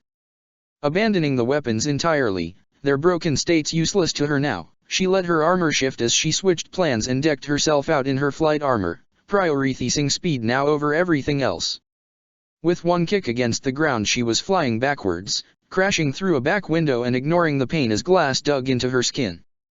She quickly skidding to a stop as she landed on the tiles of a house opposite, her eyes locked on the figure of Waiwak as he made to follow her. He almost was at the edge when the entire building was frozen solid. She didn't have to ask to know whose handiwork that was, the familiar feeling of Gray's magic all the answer she needed. He landed beside her a moment later, looking slightly out of breath as he followed her gaze to the building itself. "I thought you were meant to wait for us to draw him further back.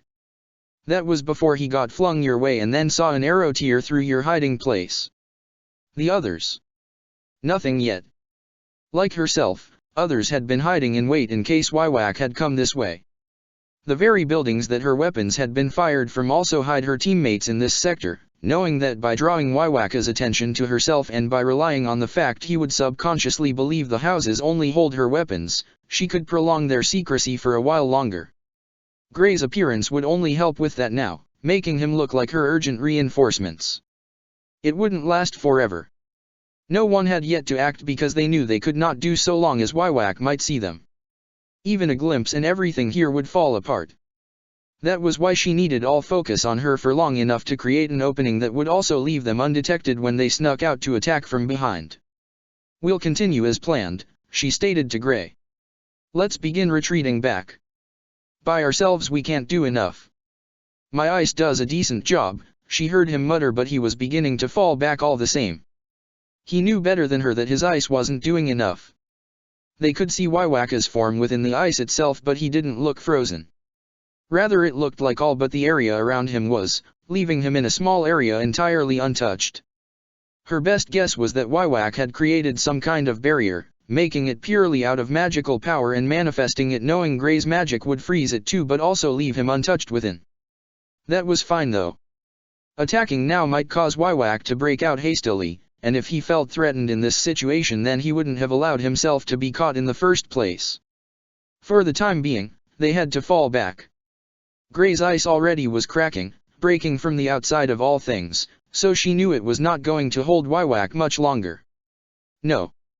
We aren't retreating yet," came a voice from behind her, chains lunging forth towards the ice and causing Wywak to move from within, shattering it in time so that he could deflect the chains aimed at his chest with a pair of swords. "If we are to give any ground, we must not allow it to be taken without cost." "Praktgebolg," Wywak stated as Hades stepped past Urza, his eyes taking on a serious look as he considered the group assembled before him. "Good. It appears you all are beginning to recognize the danger I possess. But to think you of all people would greet me so early. This can only be the work of my chosen destiny." "I thought you weren't surprised at all to see me," Hades shot back. "How much of this have you seen?" "Enough," Wywak answered simply. "Which is why I'm ever so grateful for you coming out to greet me like this. With you here, I can begin crushing the few threats left to my victory. Protector of the fairies. Flames of the sun in the frozen tundra. Keep him suppressed." Hades didn't wait to check that Gray and Urza were following his orders, charging straight towards Wywak as chains slipped out of his sleeves. Leaping up, he spun and let them fly out, impacting against the nearby buildings and pulling taut. Arrows slammed down into the ground where he would have landed, his feet instead finding purchase on the links of chains now acting as ropes as he leapt from one to the next. He could vaguely hear the sound of a second pair of feet landing on the chains, moving fast behind him, so it appeared one of them at least was trying to keep up. Was it Gray or Urza? He'd have to change up strategies depending on which it was. If he had the time he would have glanced back to confirm, but he was too close now to afford doing that. Having been unwilling to wait for him on the ground, Wywak had joined him up in the sky. Unlike himself though, Wywak was not taking a single step on the chains and was instead condensing his magic in the air to act as a platform. Smart, but then he had to expect that. Especially when Wywak had likely seen what would happen if he took a step on the chains at some point before all of this. It would take just the smallest action to unravel the magic of his chains, keeping them in place and have them wrap around Wywak if given the chance. Raising a hand forward, he quickly fired off a few blasts of magic from his fingers, the rounds harmlessly impacting against Wywaka's skin without even making him flinch. "Too weak," he muttered, making a note of the level of power for reference. "Something stronger is necessary, huh? That might be problematic." Brute forcing his way here was easily possible. It would just involve taking out a large portion of the city and the mages present. A necessary sacrifice if it worked. Not if it failed. Unless. It might be possible, he mused as he quickly kicked off one of the chains and dodged the strike of Wywaka's blade, hastily leaping from chain to chain as arrows formed and chased after him. Raising his hand, he quickly fired off a few more bullets, the magic shattering each arrow in one blow as he kept his eyes squarely locked on Wywak. Urza tried to take advantage of Wywaka's shifted focus, but his sword was easily deflected by Wywaka's own, an arrow forming in the blink of an eye and launching itself straight at her face. Instincts took over for her as her body twisted out of the way, her skill showing as she managed to keep her balance on the chains despite the shock, but her retaliation was too slow. Wywak easily sailed back away from the blow, the man's eyes cautiously glancing back at him as he got closer. He wondered if he should be flattered. He was being regarded as someone worthy of attention, it appeared. It would be nice if not for the trouble it brought. Whipping upwards with one arm, he launched out a series of chains, jagged ends, and sharp spikes coating them from head to toe. With what would look like barely a flick of his wrist, he guided his magic through the newly constructed chains and let them twist in the air, their paths converging on Wywak from above. The action caused Wywak to dodge backwards, but he adjusted their path once more, forcing Wywak to the ground where his movement would be limited. The second Wywak hit the ground, he leapt forward off one of his chains and allowed dark magic to condense in the palm of his other hand, ready to unleash it at point-blank range if necessary.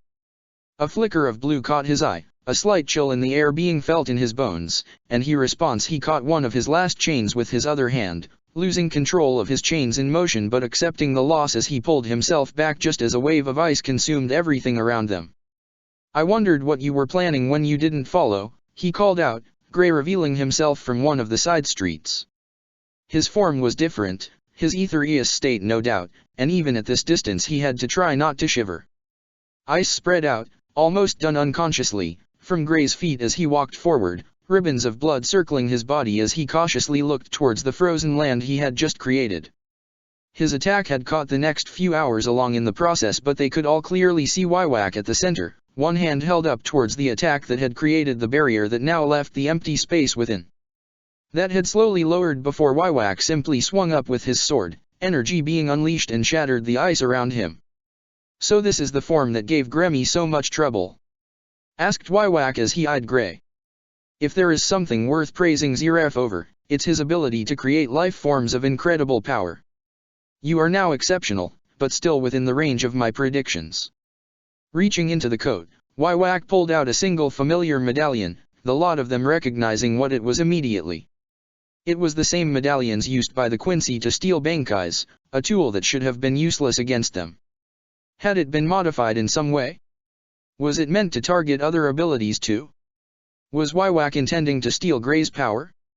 No. That wasn't it. That medallion, it was old. Too old to have been a recent modification. Even just eyeballing it, he'd say it was decades old at least. It was rusty, cracked, and looked like it was barely able to be held together. Gray. Attack him now. They couldn't afford to hesitate. Whatever that was, it probably predated them. Which could only mean it was a Bankai from long ago that Wywak had deemed worth taking for himself. Gray didn't seem to be as aware of the danger but reacted accordingly, lashing out with his hands as the ribbons of blood around him launched forward towards Wywak.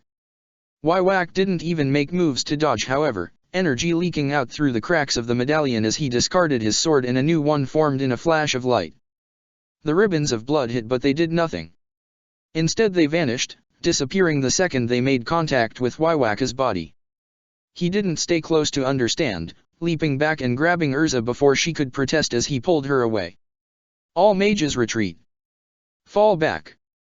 He cried out as loud as he could, ignoring Urza's protests as he quickly tried to put some distance between them and the two left behind. He wasn't going to stick around when he wasn't feeling cold anymore. He didn't want to know what kind of heat was being generated to cancel out Gray's effect on the atmosphere. Protector of the fairies. He could feel something. It was an odd sensation. Familiar but odd. In this state, temperature might as well be a distant concept for him. Everyone else might be freezing but he couldn't feel it. And yet right now, he was feeling uncomfortable. Not from the cold but from the heat, radiating off Wywak as it slowly began to take physical shape. A coat of flames. That was the best way he could think of to describe what he was seeing. Flames hot enough too that they had evaporated the blood he had launched before it had managed to be frozen. A quick glance to the ice near Wywak confirmed that it too was melting, quickly turning to steam as it found itself unable to compete. It was a stark difference to the area around himself, staying frozen even in the face of the heat thanks to his continuous presence. "Zanka no Tachi," Wywak stated for his benefit. "The Bankai of an old friend of mine. I have never once used this. Not in the 400 years I have had it for since I took it from him to claim victory." The man's eyes glanced briefly to the charred blade he held before turning to the medallion he held in his other hand. "Time has not been kind. Such power would have only been accessible once before this medallion shattered, and now its limit is even shorter. I was prepared for the day that would come where the power would simply escape and go unused, but then you appeared. The perfect enemy to use this dwindling power on before it goes to waste.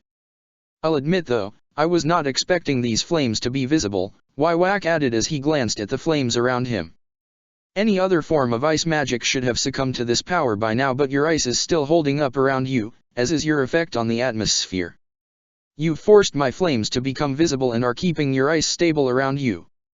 An impressive feat considering whose strength you face. Is that simply the nature of your ice? Or is it due to its nature to freeze magic? Perhaps a mixture of both. Taking a step forward, Wywak opened his mouth to speak more, but he didn't let him. Slamming his hands down onto the ground, he let his ice spread out and turn the nearby area into a frozen wasteland. It all ground to a halt the moment it reached Wywak though, but he didn't have time to wait and consider that, closing in and tracing his hands across the air as he did so. Large chunks launched up from the ground, rising up to crash straight into Wywak before that charred blade he held cut through them all like butter. Where the blade cut, it was like everything had been melted away in an instant. But everywhere else it was slower, especially with his proximity adding its own influence. He didn't know long it could last normally, but he had to make every bit count. He narrowly dodged the blade as it was swung at him, knowing he could not afford to take any hits from such a weapon or rely on anything to do so for him, and brought his hands up and blew. From his mouth a blizzard formed in the small space between the two of them, crashing against Wywak and causing the flames around Wywak to dim slightly. But even with a blast like that, they didn't go out. His proximity made him a second too slow to dodge as Wywak struck back out, luckily not with his blade but with his fist. It didn't stop him being flung backwards, a scream leaving his throat as he felt the flames actively burning him. The pain was brief, the distance made between the two of them once more allowing his freezing nature to deal with the worst of it. However, it didn't get rid of the dull pain in his chest where the flames had touched him, a heat unwelcome currently present that threatened to go out of control at any moment. What's wrong? Is this all you have? Ignore him. He had to ignore him. He could see the clear difference in strength of these two techniques. It was no wonder Wywak hadn't been worried at all about him being here, even though his power was meant to be dangerous. Not if he had an ace like this ready to deal with him. Perhaps he could outlast him? That medallion was old, Wywak had said so himself, so it must have a time limit for controlling power like this. Or maybe he should go after it directly and try and break it to get rid of the Bankai. So long as those flames were around, there was no way he would be able to do anything to stop Wywak. If he retreated, he was sure he could get help. He could even wait out the clock that way. But Wywak must know that, and there was no guarantee Wywak would follow him if that happened, forcing their fight by targeting the others instead while this form lasted. He had to contain this here and now. Even if it meant losing, he had to take this power out of the equation. Thanks to Hades' orders, the area around them must have been abandoned by now. Hibiki would have noticed something and would have taken over too, enforcing a quarantine zone while they were fighting to avoid others getting caught in the crosshairs. He could feel the familiar presence of archive magic poking out at his mind and trying to make a connection. His current state was making it hard though, and Hibiki had to know that it was useless to try and reach him. Simply reading his magical power should be enough to let him know he was in his Aetherius state. Unless it wasn't Hibiki. He didn't dare let his gaze move from Wywak, but, very carefully, he moved his foot back a few centimeters, forming a brief bit of ice behind it and away from Wywak's sight before making it vanish. The presence trying to reach his mind stopped, waiting a long while as whoever was doing it made sure he knew that his actions had been noticed. Then it returned again, the pattern coming down in a way he could understood. It was code, and a rather simple one at that. But it was enough for him to get the general gist of what his ally was after. It was fairly simple. Full power. Boundary. Fairy tale. He had a pretty good idea what that meant. Do as fairy tale members were quite known for and hold nothing bad, not worrying about the destruction it would cause if it would get the job done. But aim outwards towards the edge of the city as it would be safe to do so that way. Problem was that his current angle put him on the wrong side. Wywak would notice if he tried to get around him, and probably had seen the all-out attack he would unleash. For this to work, he needed to get around the man in a way that wouldn't be preventable. "This is going to hurt," he muttered to himself, knowing there was going to be no way around this. Pulling up strength from his fused fullbring, he tried to see if he could restore his blood ribbons but found that they evaporated too quickly, even though they were this close to him. No help there then. There was one thing for it then. It was time to go back to basics. He took his old stance, using it to help give himself focus. It had a noticeable impact on the ice being generated in his palms, not even any resistance being felt yet to it from the heat around him. How many meters out would it last before that changed? How far could he stretch his power to where he would have the advantage? "Are you going to move?" he heard Wywak ask him, causing him to hesitate. "No? A pity." The man took a step away from him, turning his head slightly towards the cathedral in the distance. He knew it was a trap. Every bone in his body was screaming at him that he couldn't fall for it. But it didn't matter if he did or not. He had no choice. Either he sprung the trap, or the trap was abandoned and turned into an attack on others. So without hesitating any further, he pushed forward. Instantly Wywak swung back round, rushing forward too and raising his sword up. Any defense before it would be pointless, so he had to dodge. But Wywak would surely have already seen that. He needed to cloud the man's vision, however he could, but that required a large amount of ice. He didn't know how effective it would be at such short range when the intense heat of this Bankai and the freezing coldness of his form clashed, but he had to hope it would last. So until the last moment, he held onto that ice in his hands, allowing the magic to build as he waited for the perfect moment. As the blade came down, he pulled back at the last moment, ice pushing from the ground below his feet and moving him just out of the tip of the blade itself. His other foot slammed back against the ground, ice rising the second he made contact and pushing him back forward into the air. The blade below him began to rise and he chose that moment to unleash his magic, a massive blast of ice forming between himself and Wywak's sword arm. If he couldn't harm the blade, then he'd target the next best thing. It wasn't enough to do any real damage, not when the flames Wywak had around him and the ice he unleashed essentially cancelled one another out at times like this. But it did knock Wywak's arm back from the blow before all of the ice could melt, flinging the sword in an arc away from his body. His feet quickly hit the ground and pushed him forward, straight within Wywak's guard before the man could attempt to take a step back and recover his form. One hand immediately rose towards his mouth, opening a small hole and breathing through it. He didn't bother about trying to freeze Wywak this time or to overpower the flames. Instead he focused on mass, widening the gap so the snowstorm he unleashed could expand and cover the area around Wywak in ice. It wouldn't be enough to conceal him from Wywak's gaze, but it would certainly impair it. It meant that Wywak probably might not see him try this.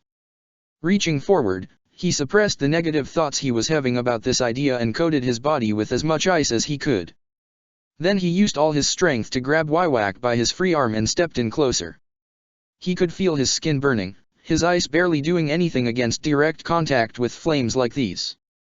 But he pushed on regardless, pulling back, and as he turned and put all his physical strength into throwing the Quincy behind him. His back burned as he turned, Wywak catching against it as he threw the Quincy over his shoulder. Wywak tried to catch him in the process, to latch onto some part of his body to render his efforts moot, but it was too late as he managed to get Wywak clear over and released his grip, allowing the man to sail away from him. He didn't waste time on delaying any further, the pain he felt dying down as his ice spread to the affected areas once again and dulled the pain. He was sure he would feel this for weeks to come, but he could worry about that later. First he had to finish the job. He took the same stance as before, needing to be absolutely sure on this. Stability, power, everything had to be perfect. His one chance of overpowering this flames resided on this technique. Even if he could cast it in mere moments nowadays if need be, it was still a different matter when using it against his magic's nature enemy like this. The moment he saw Wywak begin to move though, getting to his feet without being in any particular hurry, he knew this was all the time he would have left. With a step each, he dragged his feet in diagonals from his current position along the ice, willing ice walls of giant proportions to sprout up leading away from his position, reaching up towards the sky. He could see the ice beginning to melt already, but they didn't need to be strong. They just needed to get in the way. Boundary set, he muttered. His magic was as ready as it ever would be. This would be the make-or-break moment. Haka no To game. A single moment was all it took for the world before him to turn white. Across every surface, across every building, ice consumed it and spread as far as his eyes could see. To the edge of the city and even beyond that to the forests in the distance, his ice spread and froze it all. And yet in the epic entree, where the danger should have been greatest, a flame fought to stay lit. By the time he had managed to cast his spell, Waiwak had barely begun to motions of a swing, something he had been wary to stop despite having seen no ranged capabilities from this blade so far. Yet the confidence he had seen in the man had told him that Waiwak had not harbored any worries about the incoming magic. This attack, the equivalent of a legendary spell for him, had still not done enough. It was slow. As he kept up the pressure, trying to keep this frozen wasteland in place against the sheer heat radiating from Waiwak and the blade, he found his magical power quickly beginning to dwindle. It was taking all he could to slow Waiwak's blade down, but it wasn't enough to freeze him entirely. And as the blade slowly traced up, he could see the ice nearer Waiwak beginning to simply vanish where the blade dragged along. And that arc wasn't stopping either. It was getting nearer the longer Waiwak continued his swing, the reach of the flames expanding towards him. Come on, don't fail on me yet. He roared out, reaching for all the magical power he could and pushing it forward. He couldn't let a strike like this finish. Not with the amount of heat it had to be generating to managing to move through Haka no To game. If it continued, he wasn't even sure if it would stop at merely making contact with his body. It would probably continue right on past, taking everything else out with it. The drain on his reserves, however, was causing him to reach his limits. He was feeling hotter and he could tell that his body was beginning to return to normal, the level of power required to maintain his ethereous state too much to continue along with the drain of reapplying this spell so much. Just a bit longer. Wait for this strike, please. But it simply wasn't going to be enough, not as the flames continued to cut through his ice. It was hopeless. The sound of something shattering cut off his thoughts, the attack before him faltering for a brief moment. That was enough. He pushed that final bit of energy he had forward and watched it freeze it in place, finally overpowering the single strike and halting its momentum completely. As the ice began to melt once more, Waiwaka's flames giving him freedom, he tried to close the distance before he lost this chance by rushing towards where Waiwak still stood. He wouldn't get a better chance than this.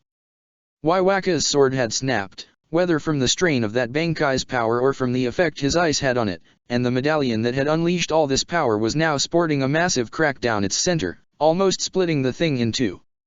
Yet as he took that first step forward, his body shifted and the last of his magic ran dry. His transformation unraveled around him, and for the first moment he could feel the sheer heat generated by the man he had been facing. The heat would have been bad enough, but it was his existing injuries that truly decided his actions for him. Without the ice suppressing them, he could feel the pain fully. And it was agony. He couldn't even do anything to stop himself from collapsing to the ground, screaming out in pain. I guess this is as far as this power will go, Waiwak stated to him, but he could barely hear the man through his screams. The heat was so intense too, and he had to wonder just how bad it must have been earlier when he had been in his ethereous state. It did its job well. I've shaved off a lot of time dealing with you this way.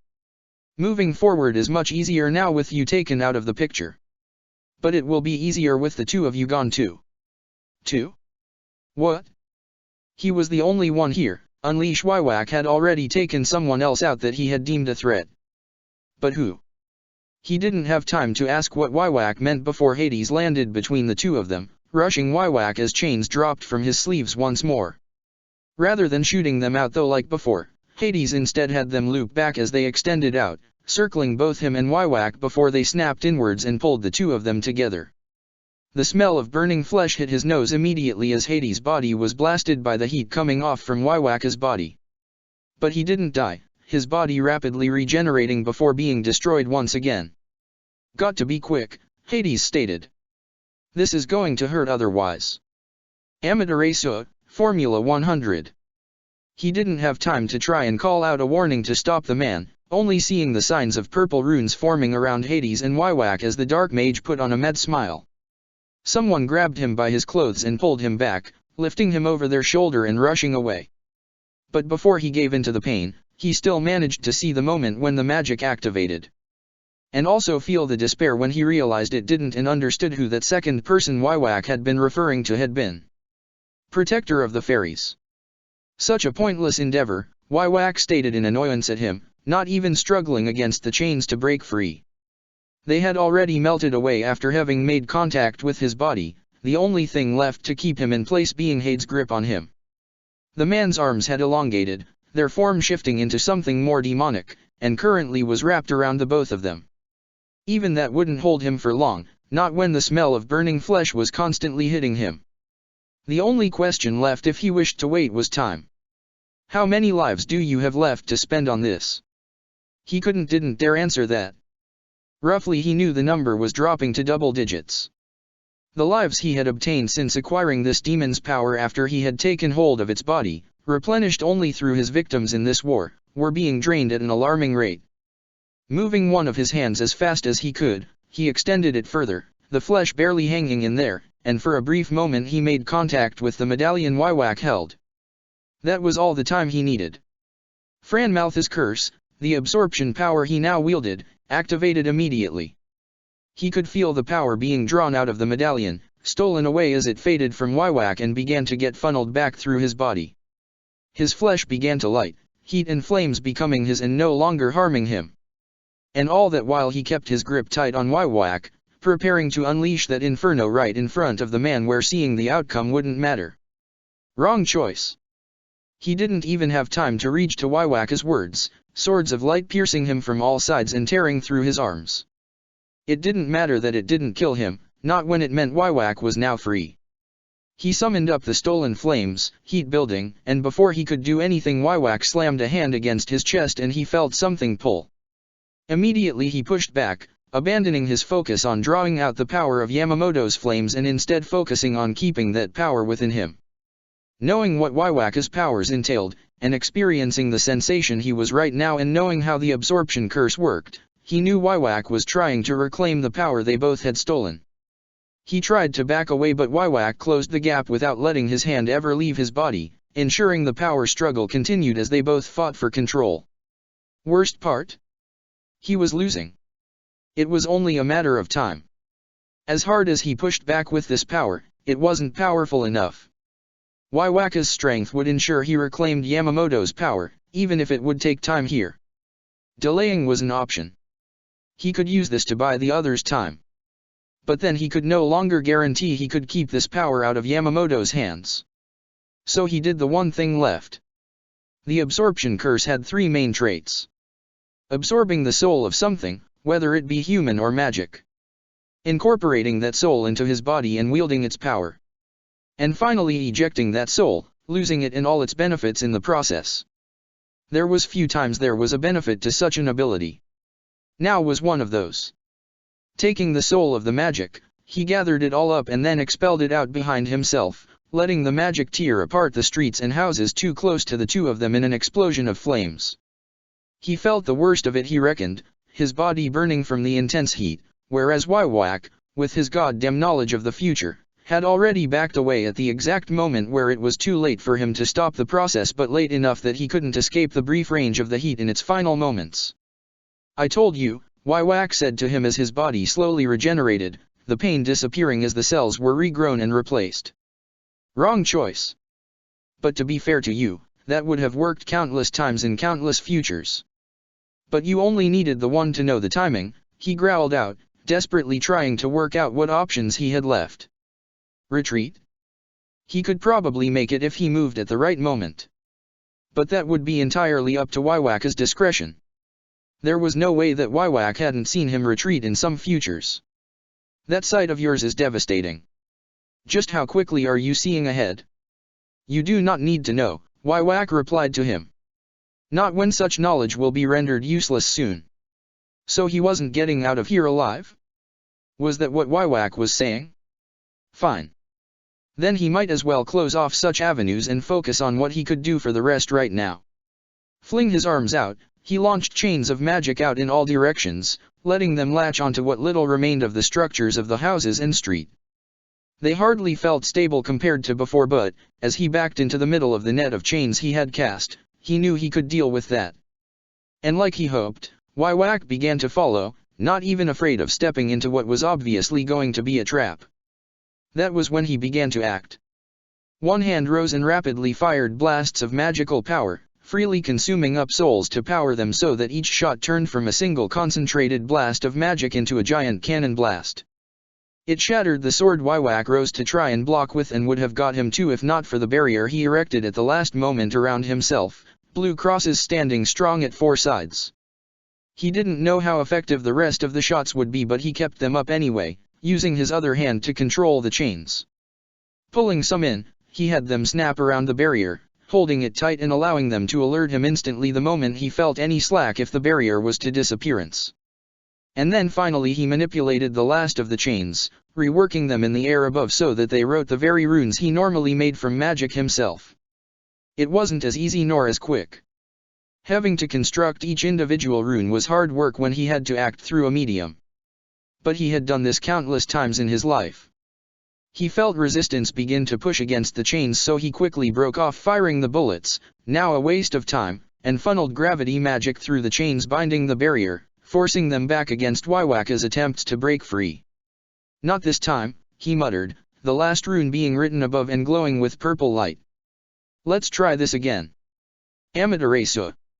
Oh, and I should probably stop you from defending again." With a swipe of his hands, all the chains around the barrier shattered, revealing Wywak to him once more as he smirked in triumphant. Formula 100. He roared as the magic began to fall down towards Wywak. Enkatsu. His magical power dropped so much in that one moment, to the point he felt souls being consumed to act as fuel. He hadn't anticipated that barrier to be that strong, but with a single word he had annihilated it entirely. And before there would even be time to apply a new one, the full power of Amaterasu hit, exploding against Wywak and flinging him back from the area in the process. He struggled to grab onto something in his uncontrollable flight before he finally hit something and was forced to a stop, his back hurting momentarily before it began to heal back up. It hardly was noticed, however, as he only had eyes for the ruined remains of part of the city, a crater being where he had previously stood. He had done his best to angle the spell so that it fired outwards towards the city edge, but it had still taken out everything in its path to the border. What bothered him the most, however, was the lack of any signs of life. And in that realization he swore, pressing his hand to his head and summoning up the strength he needed to use archive magic. He couldn't risk contacting Hibiki openly, so he settled for sending the message up in the air, knowing Hibiki would be listening out for such messages if he was smart. "I thought I had you there that time," he muttered, staring at the area where Wywak had stood and finding nothing. "But in the end you've played us. All this talk about heading straight for the goal, crushing everything in your way, that was so we'd infer it in a particular way. But straight for the goal isn't merely a straight line, is it? You're after another objective first. One that is preventing you from achieving victory so long as it's in play. Protector of the Fairies. What do you mean he's gone?" "I mean he's gone. Up and vanished," Hibiki repeated calmly to those on the line. It wouldn't do to show how terrified he was right now. It would only make things worse for everyone. "I'm scanning the city as much as I can, but I'm not finding anything. He's one man. I thought picking up magical powers was easy for you.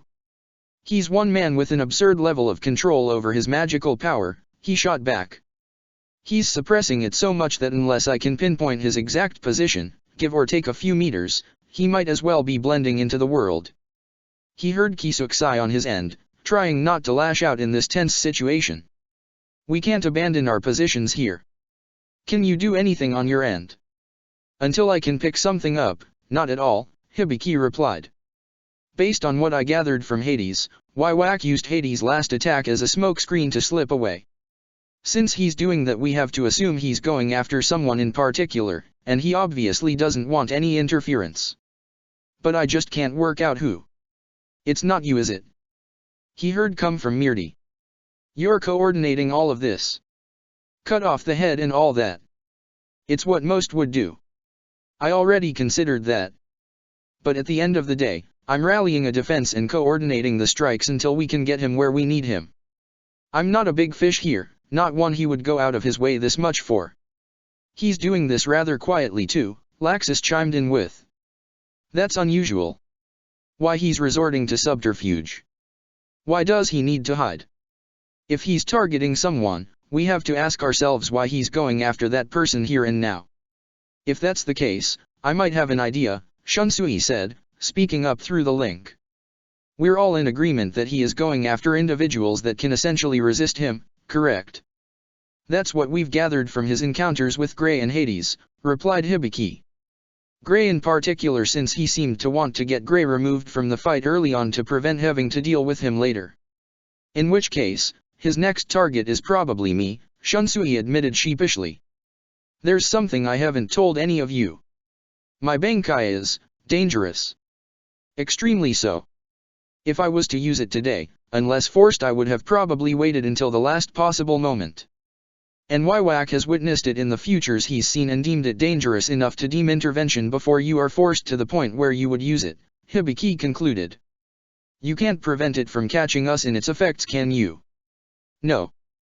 I can't control it in that state. It might kill Wywak. Or I might die first. However, it would also catch everyone here in it and likely kill them too. It's not a technique I rely on, rather one I use when there is no other alternative. Can you activate it now? Kisuk asked, ignoring the outrage that followed from the others. Pragmatically speaking, it would stop Wywak here even if it risks costing us our own lives. Could you do it? I could. But I won't, Shunsui replied. Not yet anyway. The further he is from me, the less I can guarantee that I can take him down with me. Plus we cannot dismiss our other plans for one possible chance. If he's coming after me, let us instead focus on how to turn that to our advantage, as well as plan accordingly to how we deal with him if he is going after another. First question to solve is how he's getting around, Hibiki pointed out.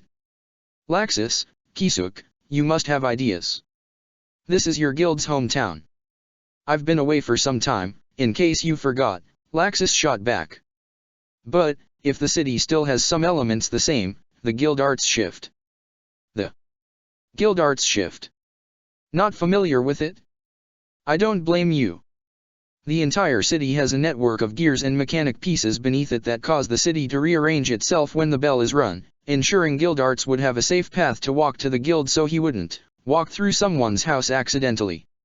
If we assume Wywak knew about it. But then it's not really fit for humans. There will be repair tunnels down there, Kisuk pointed out. Maintenance of such a massive project would be essential. And so long as he knows where to go, he could pop out of the ground anywhere. Shunsui, haven't you moved to your next position yet? Not yet. You need me anyway. Possibly. Hibiki, scan beneath the city and try and locate Wywak. If we play our cards right here, we can force Wywak where we need him. Contact me again in a few minutes. And you're up to what exactly? Shunsui has to be the bait, but he can't fight alone. So I'm going to grab someone strong enough to complement him. Protector of the fairies. The resolve of an ace. Didn't you hear me? Hibiki's dash. I heard you the first time, Guild Arts shot back at his friend, letting the blonde-haired man chase after him as he sped through the streets. But that's not going to work out so well. And you know this how? He smirked, showing off a wide smile as he threw a glance over his shoulder. Call it a hunch. You know those never let me down in the past, right? Kisuk sighed at him, a familiar look in the man's eyes as he kept pace. So he wasn't going to be stopped. That was a relief. It was always easier when he was allowed to run wild, and it was even nicer to have backup during those times too. And thinking back, it had been a long time since Kisuk had his back. Too long. House. Huh. He turned round and found himself looking through a sitting room, one he was already halfway through before he realized what had happened. Oops. He really needed to learn to stop letting his mind wander so much. It was easy to keep his focus during battle, but outside of that? Well, this town got remodeled for a reason. There were plenty of times back in the day that he was sure the Magic Council had considered arresting him, only to realize unless they sealed his magic up nice and tight then he'd probably walk on out without realizing it. Well, There was no point crying over knocked over bricks. In this situation he could collapse half the town and no one would shout at him for it. It was a mixed feeling that he had about that, but beating Wywak was all that mattered, not how much destruction got caught up in the ensuing fight. And there would surely be a lot. Pausing briefly, he raised one foot and slammed it down against the ground, letting his magic crash against the ground and seep deep into it. He waited patiently, carefully listening to the feedback he got from his magic carefully until he felt a slight shift in the wave he had pushed deep into the ground. Instantly he was off, chasing after that small anomaly in the direction he had felt it coming from. Wywak would know he was coming. He had no doubts that using a technique like this would be unnoticeable. He was forcing the ground to shake with the waves of magic he pushed down through it and was relying on the resistance the waves felt as they reached Wywak, the only person his crash magic had been rendered so useless against. But at least it made it easy to track the man. Whether Wywak suppressed the waves around him or let them hit, both would tell him where the man was simply by the difference he would feel compared to everywhere else the waves touched. Only issue was that Wywak was pretty good at keeping ahead. This was the 5th time he had done this now and he had only closed half the gap between them in that time. Whoever had worked on the systems beneath the city had done a hell of a good job because somehow Wywak was finding his way around that entire space, all the while keeping ahead. Did Wywak already know he was going to do this? It was too tricky to try and work out what Wywak had seen and what he might have not, so he didn't let himself think on it much. But at times like this, when he was hardly managing to finish closing the distance, it did make him wonder. Was he being lured into a trap? Was he being drawn to a position more fitting for Wywak's next goal? Was he being run around like this to slowly sap him of his own strength and keep him away while Wywak took on whoever his next target was? Whatever the case, there was one thing that resounded in his mind. If Wywak wanted to fight him, he would have done so already. To keep moving meant he was trying to avoid that, which meant so long as he was then he should keep up the chase. Gildarts, will you just listen in a minute? He heard Kisuk call out. Based on our current predictions, Wywak is going to be hunting Shunsui or another high-priority target. So long as that is the case dash. And I told you that won't work, he shot back, leaping across one of the many canals running through Magnolia and forcing his magic down into the ground once more as he landed. His control slipped slightly in his haste, the ground behind him crumbling and crashing into the water below as he took off again. But he was a bit closer again so he couldn't afford to stop and check that Kisuk had landed safely behind him. That's just playing the game how he wants it. It's called being smart. That's how we're going to win this. Except it wasn't. No one seemed to understand this, or at least not those making these plans. Or perhaps they did on some level, considering what the final move to play was, but they were wasting so much by trying to play things sneakily. Fighting Wywak wasn't like fighting an enemy you could easily outsmart or distract. That was true even before he gained the ability to see the future. Wywak had not possessed that power when they had first encountered one another, and he had been played with and defeated with moves designed to eliminate him swiftly and effectively. His magic had been analyzed and countered perfectly, every little bit of it. Someone capable of doing that wasn't someone who could merely account for a few variables and miss one or two. The ability to split his focus that much, to monitor so much and find the answer, he hardly believed the man could be easily outsmarted. He understood Kisuk's logic. Wywak would be trying to analyze so much so they just had to keep forcing him into corners where he won less and less. But wouldn't that already be accounted for? What was more effective against someone like that? A small needle they roughly knew was coming and could still avoid? Or an out-of-control carriage that, even when prepared for, still throws up uncertainty? Coming to a brief halt, he took the moment to search once again, locating Wywak quickly before he hesitated in taking off further, briefly glancing back to make sure Kisuk was still following. As much as he disagreed with the current plan, for his own he could not do this without Kisuk. He wouldn't be able to do much one-on-one. But together, well, maybe they could both get what they wanted here. Do you know where Shunsui is?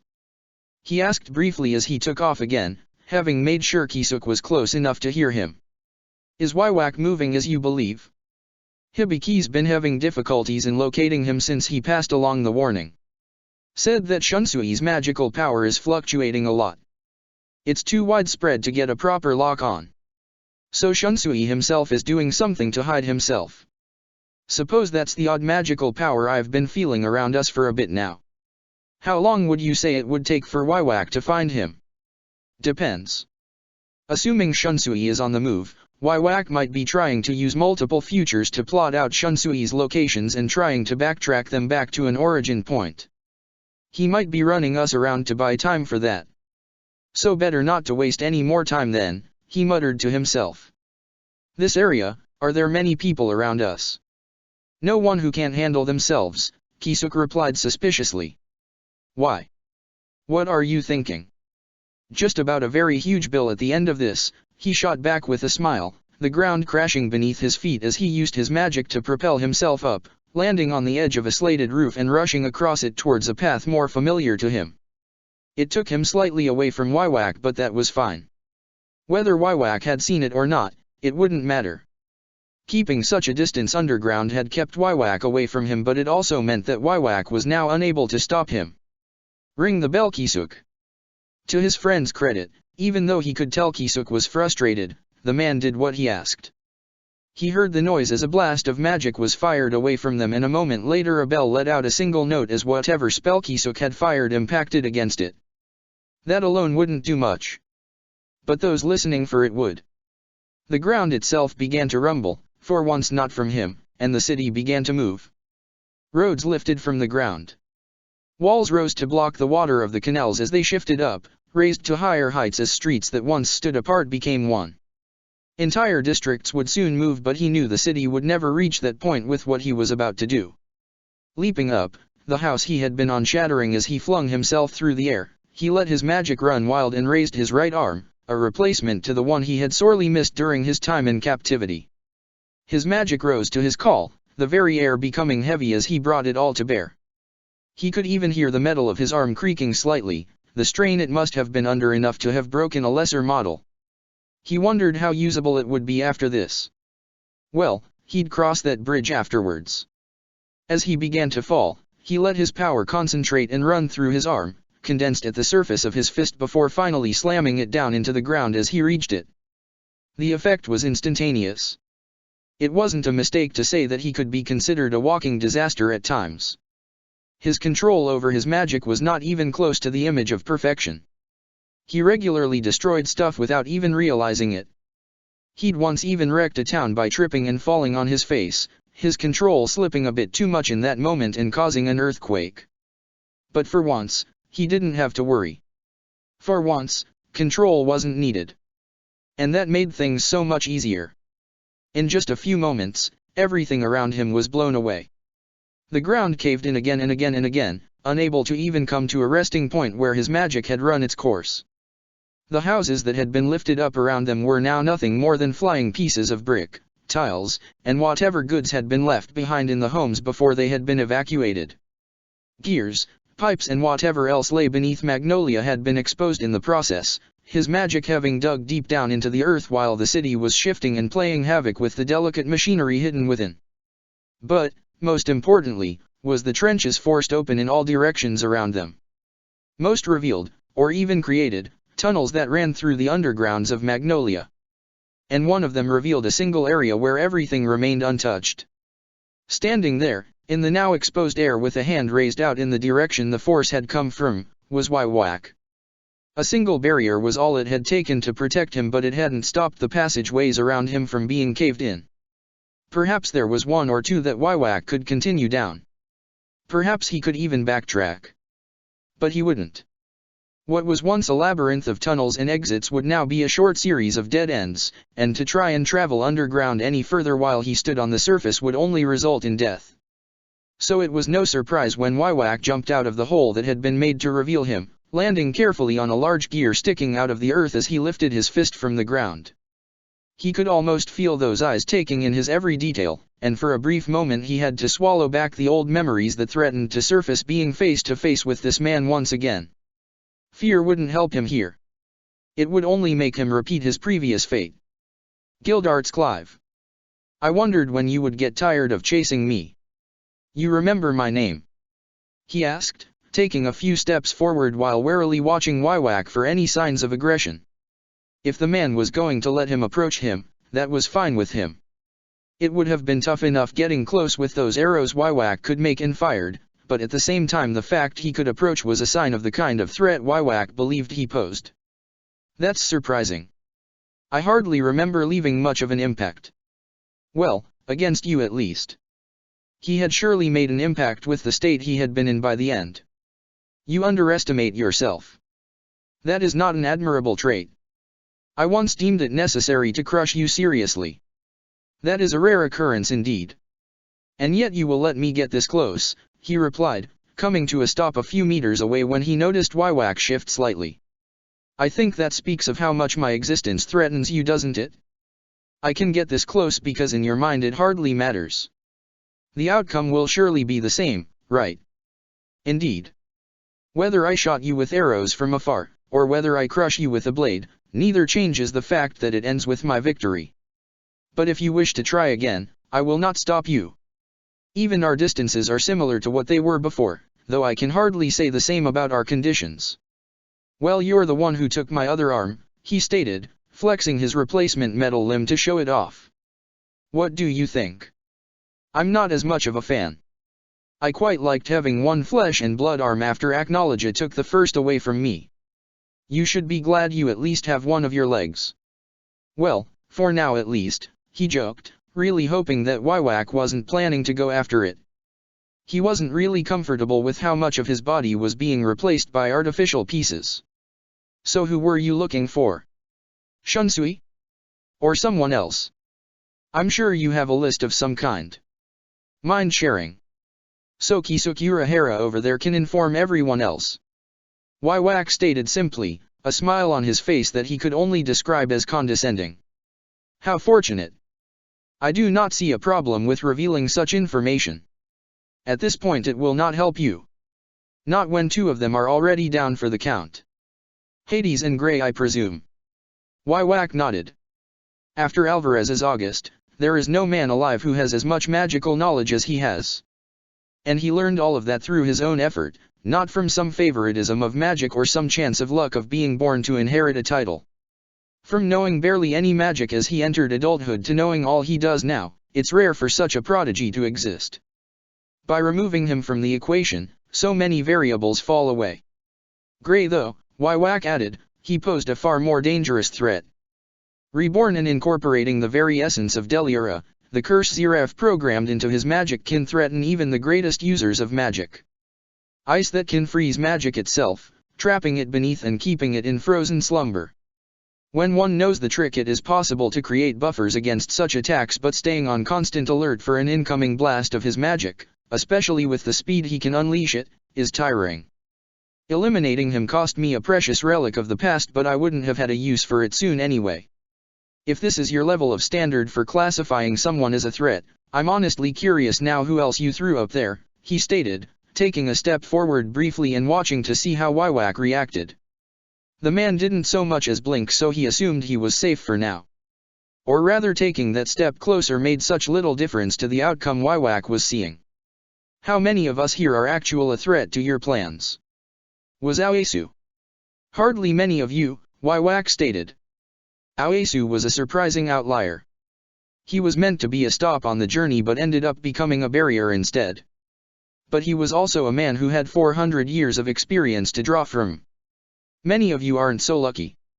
But if we are talking secrets and knowledge here, then who else might be considered a threat but the man hiding in the destruction you caused? Kisuke then. He hadn't bothered checking to see where the man was, but he now noticed he could no longer feel his friend's magical power. Had he pulled out one of those cloaks and hidden? If so, did that mean he was looking for any opening of some kind? Was he meant to keep talking to help make that? Or did Kisuke want him to fight to create one instead? In terms of knowledge of magic, Hades stands supreme. But there are few minds that rival that of Kisuke Urahara. Plans beneath plans, tricks beneath tricks, he uses every technique he has and adapts bit by bit. The longer he allowed to roam about, the more dangerous he becomes. I'm sure you know this, being as familiar with him as you are. But the unknown is equally dangerous, Waiwak added carefully. You were all chasing me to prevent me hunting down Shunsui Kyoraku. A man who by all rights is nothing to be feared compared to the majority of dangers I have categorized. Except in all the futures I have seen with him, I have found myself falling to his bankai more than a number of times. A single technique is all that elevates him, yet for that very reason his bankai is such a one to fear. So they were right. Shunsui had been a target. Just what exactly did Shunsui's bankai even do for Waiwak to claim it was responsible for his deaths in possible futures? He couldn't even imagine a single one of his own techniques doing that. The next is hardly an individual. It's rather a group. Laxus Driar. Juranikis. Jelal Fernandez. Nozomi Kyojao. Levi McGarden. He felt a chill go down his spine as each name was spoken. Ah, so this was predicted. But then that is hardly surprising. The 5 individuals who can wield a spell so strong it is hails as the peak of what their magic can do. Through the use of Nozomi Kyojao's, you stopped my initial assault. And simply looking at the attack unleashed by Laxus Driar, a simple attack, it speaks wonders of how much power his legendary spell would hold. The threat of such spells is grand enough to have each user regarded as a potential danger. And that only rises if they are together. He didn't like the way Waiwak said those last words. It implied that Waiwak already knew that the 5 of them were gathering. Thinking logically, it made sense that Waiwak had seen that future. But he seemed hardly in a rush to stop it. Was that because they represented more of a danger when the others were present too? The last few though, well, there's a bit of a theme with them, Waiwak added, chuckling in amusement. A particular few dragon slayers. Due to his nature, Laxus Driar might have been considered dangerous even without his legendary spell. But there's one who has so much more fearsome potential. One only has to look at Acknowledge to understand the sheer danger one would possess when they share the same kind of magical power. Sting Cliff helped slay that beast, but if given the wrong push he could very well become a monster too.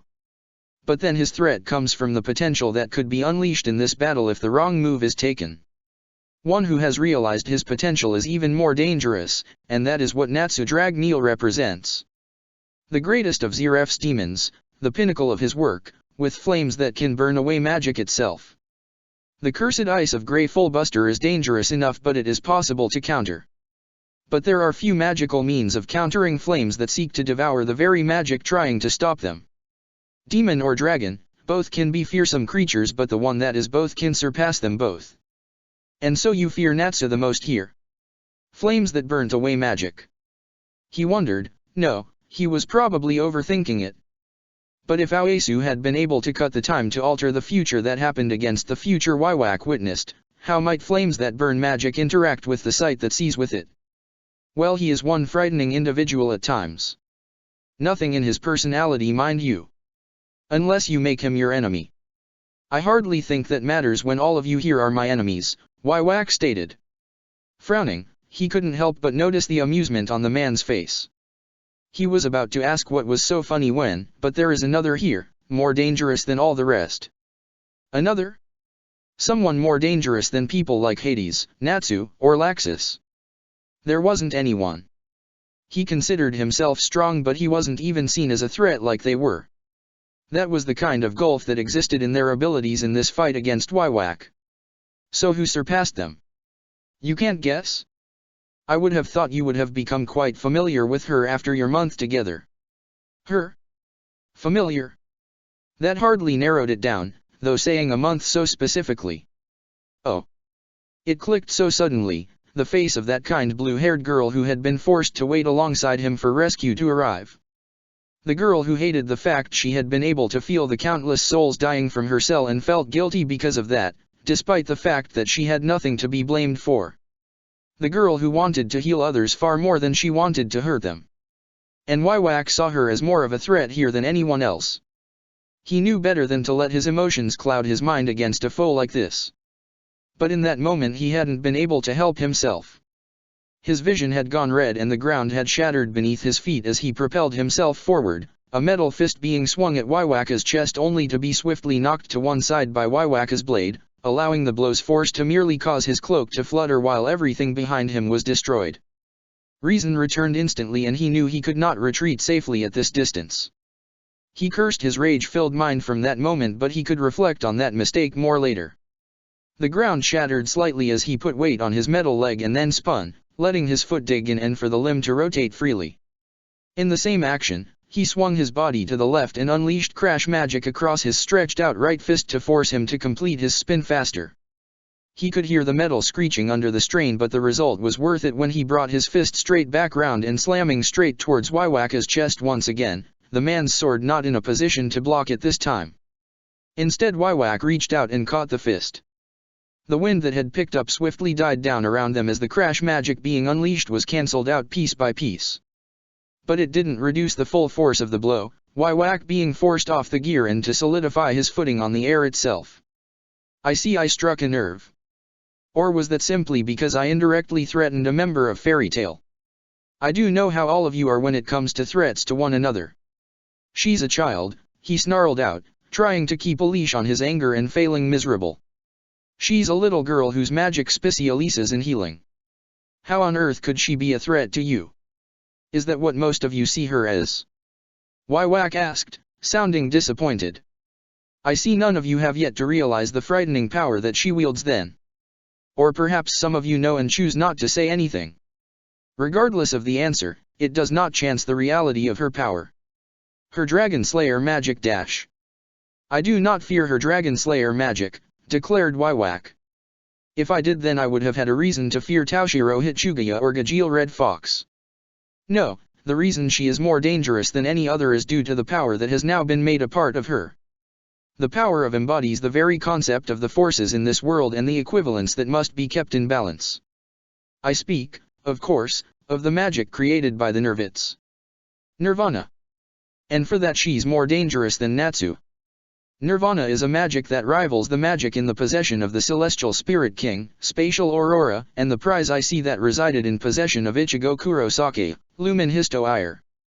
Zeref chose to seal the Celestial Spirit King, one who not only had access to one of these great pieces of magic but who had also mastered it, rather than fight him.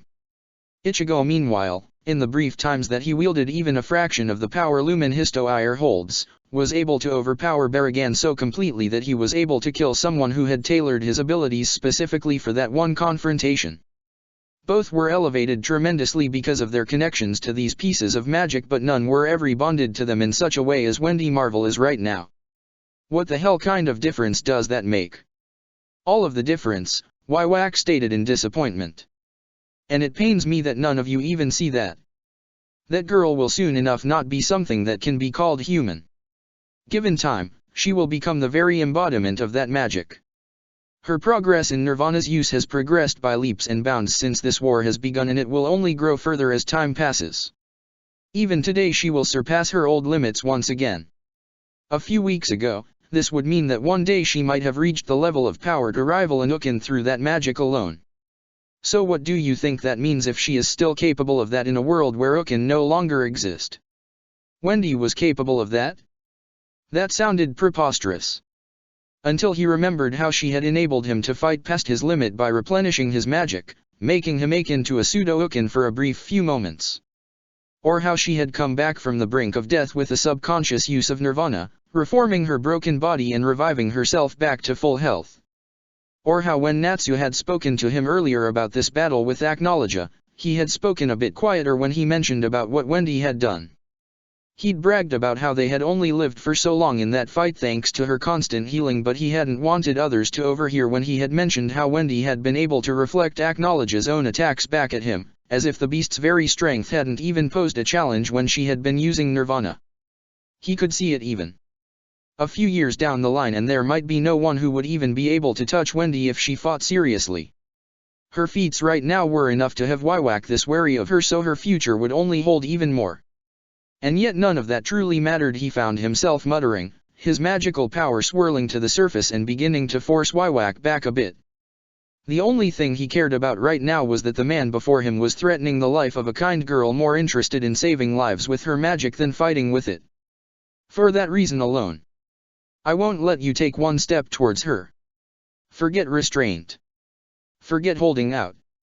There were dozens of other mages here to carry on the torch after he dropped it, so all he had to in this fight was propel it a bit further, even if it meant burning through his magical power in minutes. He didn't need to fight well for the whole duration of this battle. He only had to excel for 5 minutes. The metal of his arms creaked and groaned as his magical power was unleashed at full force, warping as crash magic spread along their surfaces and dented its surfaces. But that alone would not be enough. Merely increasing his strength was an easy task for someone like Wywak to respond to. So he abandoned even trying and instead let his magic run wild. It could fluctuate as much as it wanted, jump from high to low multiple times a second, and leave him with nothing but raw power he would barely have a grip on. And in turn, he would only seek to contain it within a set perimeter. The result was instant. The metal limps shattered, unable to handle the uncontrolled crash magic now occupying their space, and shards of metal were flung in all directions. He ignored the shards that cut across his skin as he pushed forward, not letting Wywak use the brief moment his arms had broken for to escape, and ensured all the energy being unleashed was compressed down into familiar shapes. 2 arms formed, looking as if they were being made out of compressed air, but in reality it was nothing more than an appearance brought about by the raw forces going wild in the compressed area. But for that reason alone, as he swung his fist, Wywak dodged. A bluff? A stroke of luck? He had no idea. All he did know was that Wywak hadn't tried to cancel that strike out alright, and that was good enough for him.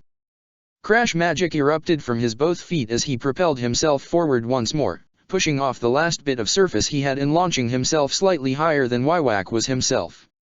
He couldn't let this battle go into the air. If it did, he would lose whatever advantages he was clawing out for this fight. With his position slightly above Wywak, he immediately swung down with one fist, just as Wywak swung his blade up to block the strike. It did little go. The blade dug into his arm of crash magic, obviously meant to deflect it to some degree, and was eradicated entirely in the process. However strong the blade was, it was still a blade made from magical power. Against the raw energies of his crash magic, in such an uncontrolled state within the space designated as his arm, there was no chance for it to escape unscathed. This didn't look like a surprise to Wywak. The man merely looked annoyed, as if he had been forced to witness something he didn't want to see. Had the man tried to bring out a different outcome? Or was this merely an annoyance he knew had to happen but hadn't quite understood how until this moment? Whatever the reason was, it didn't stop Wywak from being ready as his arm closed in, a barrier forming at the last moment to take the blow. It shattered, as he reckoned both of them expected. Such a hastily constructed piece of work wasn't meant to last though. It had put distance between them, and while the punch might have ripped it apart, all it had done to Wywak was send the man tumbling to the ground. Crash magic erupted from behind him as he swung his arms back, momentarily releasing his grip on their forms to turn his arms into miniature thrusters. That was all it took to allow himself to quickly catch up to Wywak, barely missing the man as the Quincy rolled out of the way, the ground cracking as he slammed down into it. One arm quickly began to shift back, the other merely being tilted and forcefully pulling him closer towards Wywak's position and throwing his body into a swing. His right first barely reformed in time for the moment of contact, Wywak bringing up his hand of energy and catching it in the palm of his hand. Before, that would have been the end of it. But this wasn't something as simple to cancel out as before. If you know what kind of force is approaching, you can cancel out each and every piece by applying the right level of response back at it.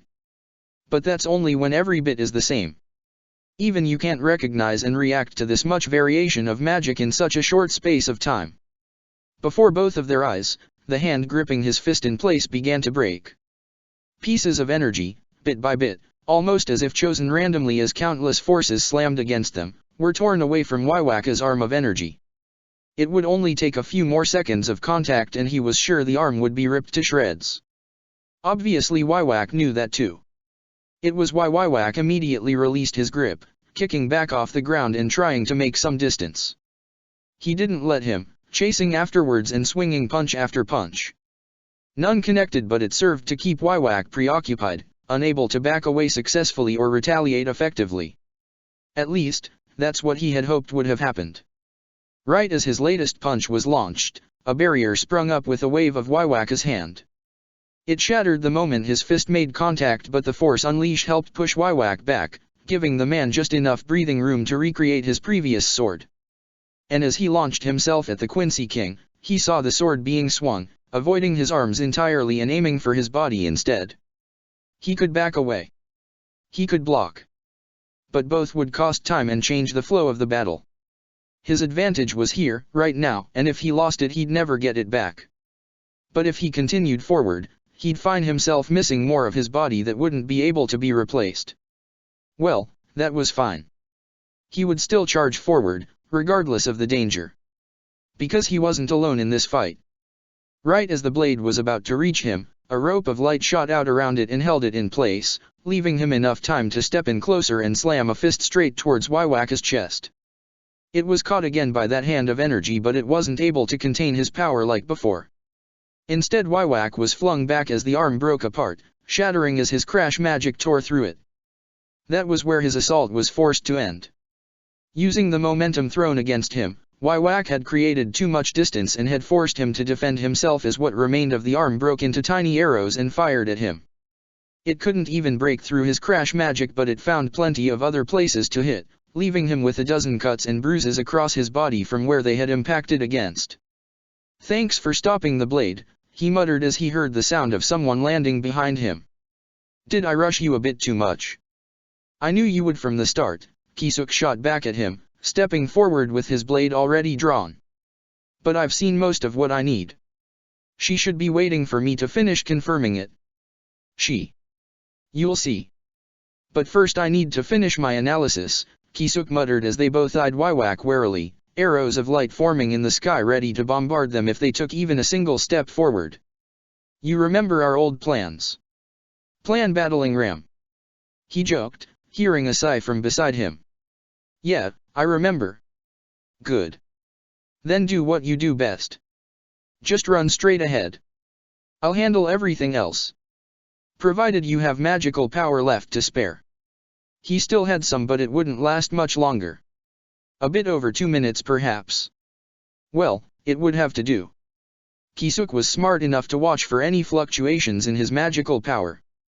The same could be said for Waiwak too, but that was a worry for the future, not now. Charging forward, he rose one hand to the income of arrows and swung it out, unleashed a wave of disassembly magic and breaking down the energy before him. He was hardly through the remains of the first wave when a single massive arrow was bearing down on him, Waiwak having learned from their last clash. He could easily disassemble such a spell, but even pieces of that would be dangerous if they hit. So instead he resorted to merely smashing through it with crash magic. As he burst out the other side, he found another wave of arrows incoming, too close to react to this time. Luckily he didn't need to, not when a barrier sprung to life before him with a wave of Kisuk's hand, the man briefly taking the lead as the arrows impacted against the shield.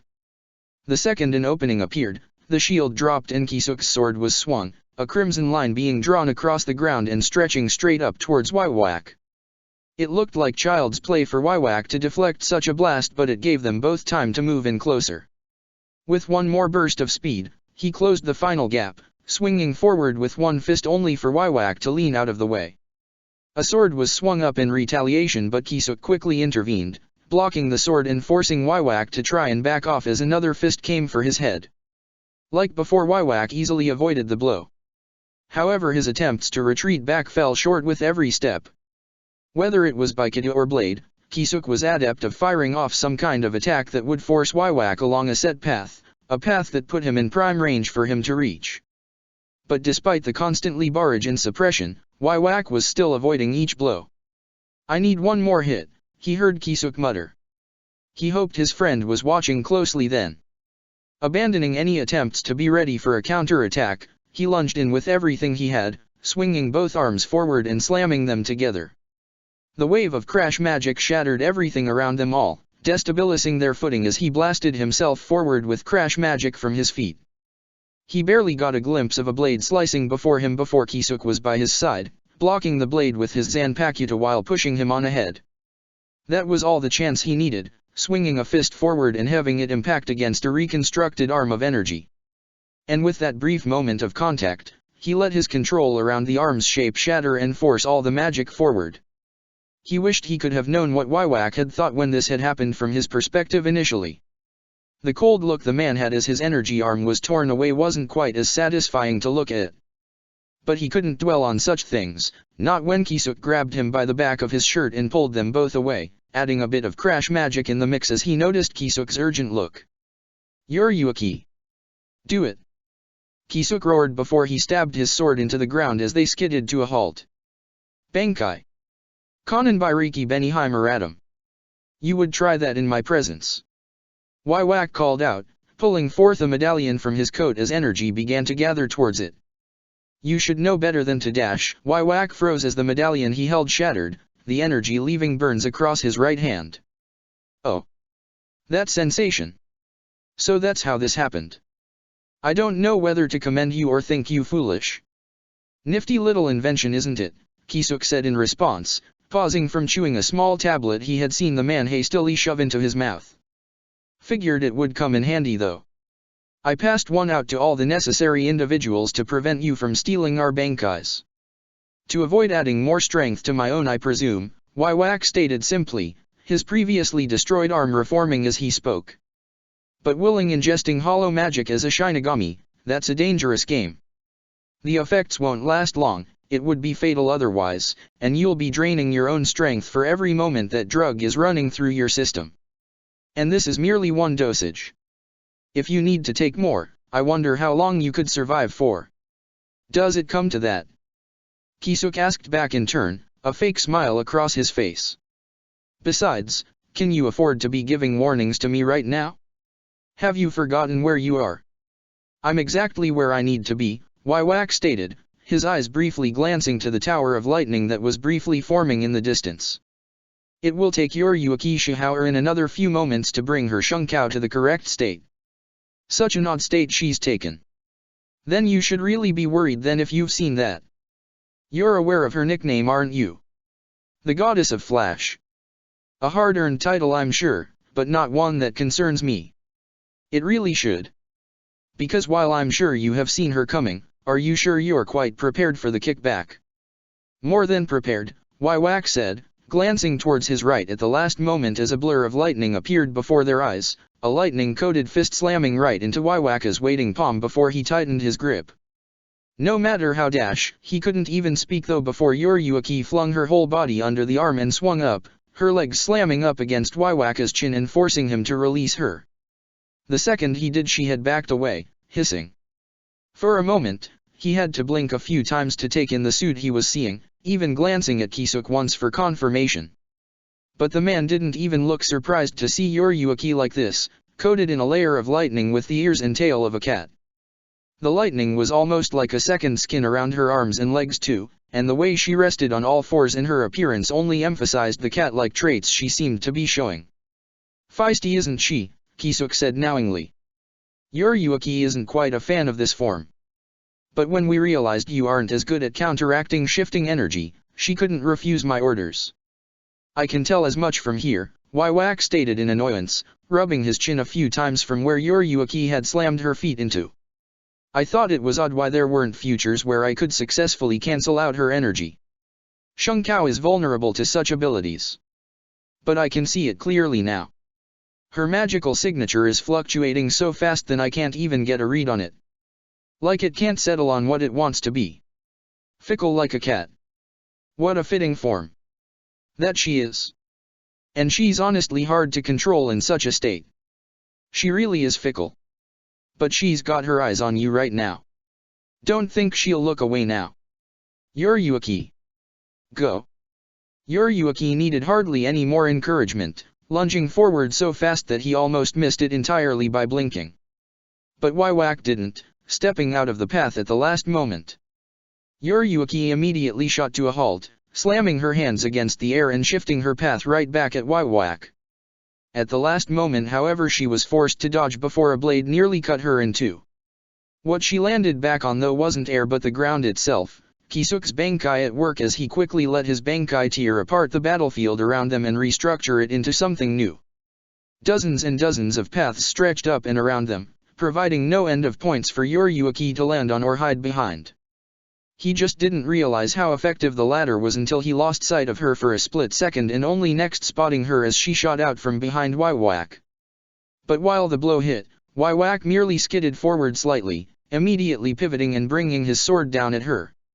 Yuriuki was fast to move out of the way, but the blade still clipped her shoulder as she retreated, hissing loudly in response before licking her shoulder a few times.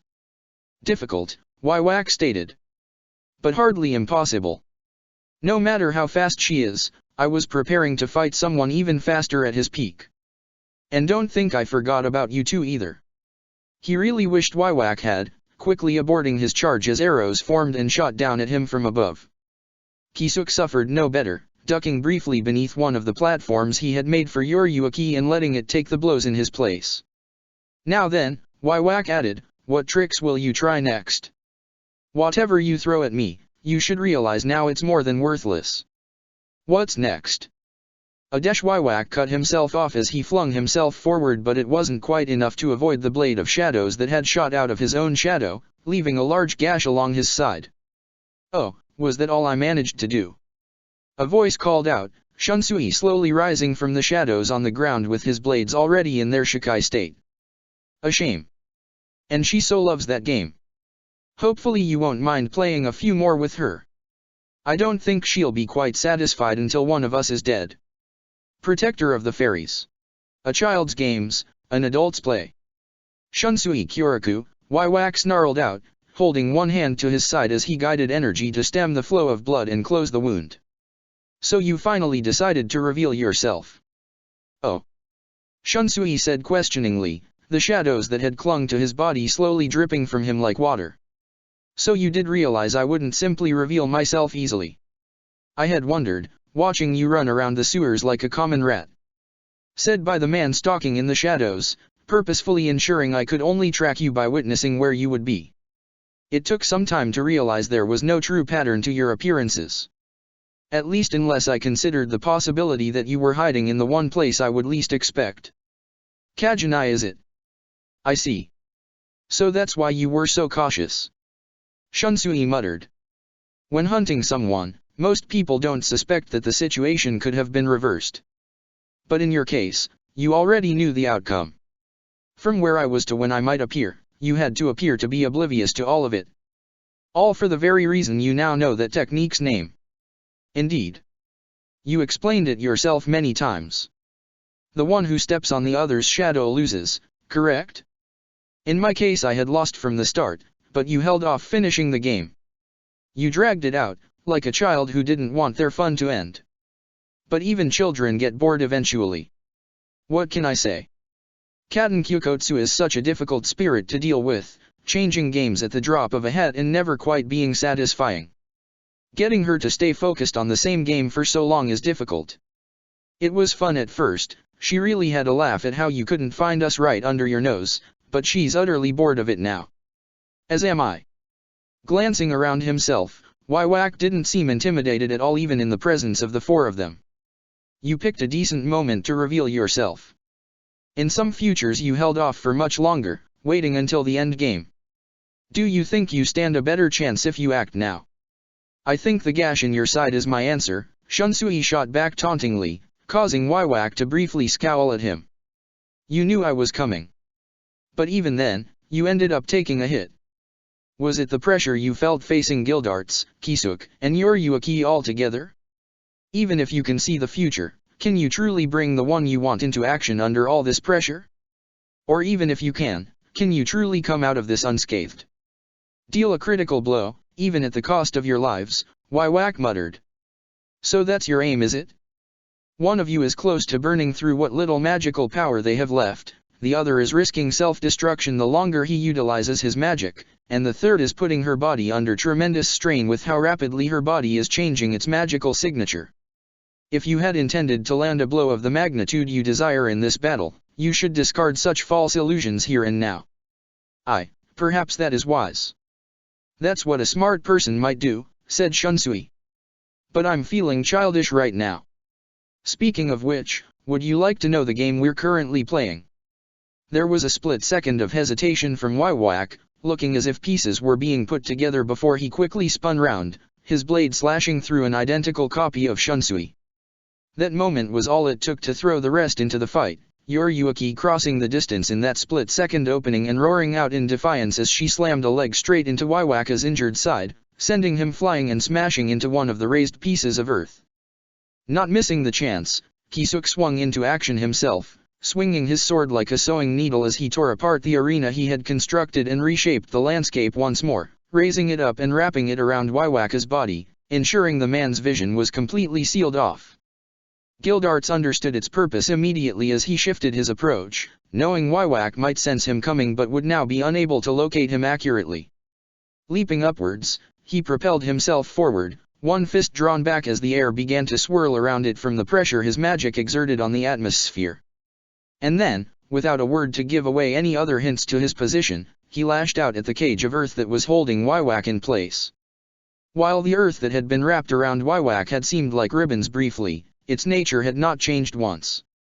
It was still densely packed, tough to dig through and hard when it hit stone. With how thick the layers had been around Waiwaka too, it was not easy to break.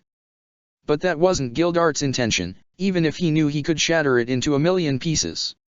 Instead he blasted down against the surface of the newly constructed prison, intent on pushing the earth deeper in and crushing Waiwaka against both sides.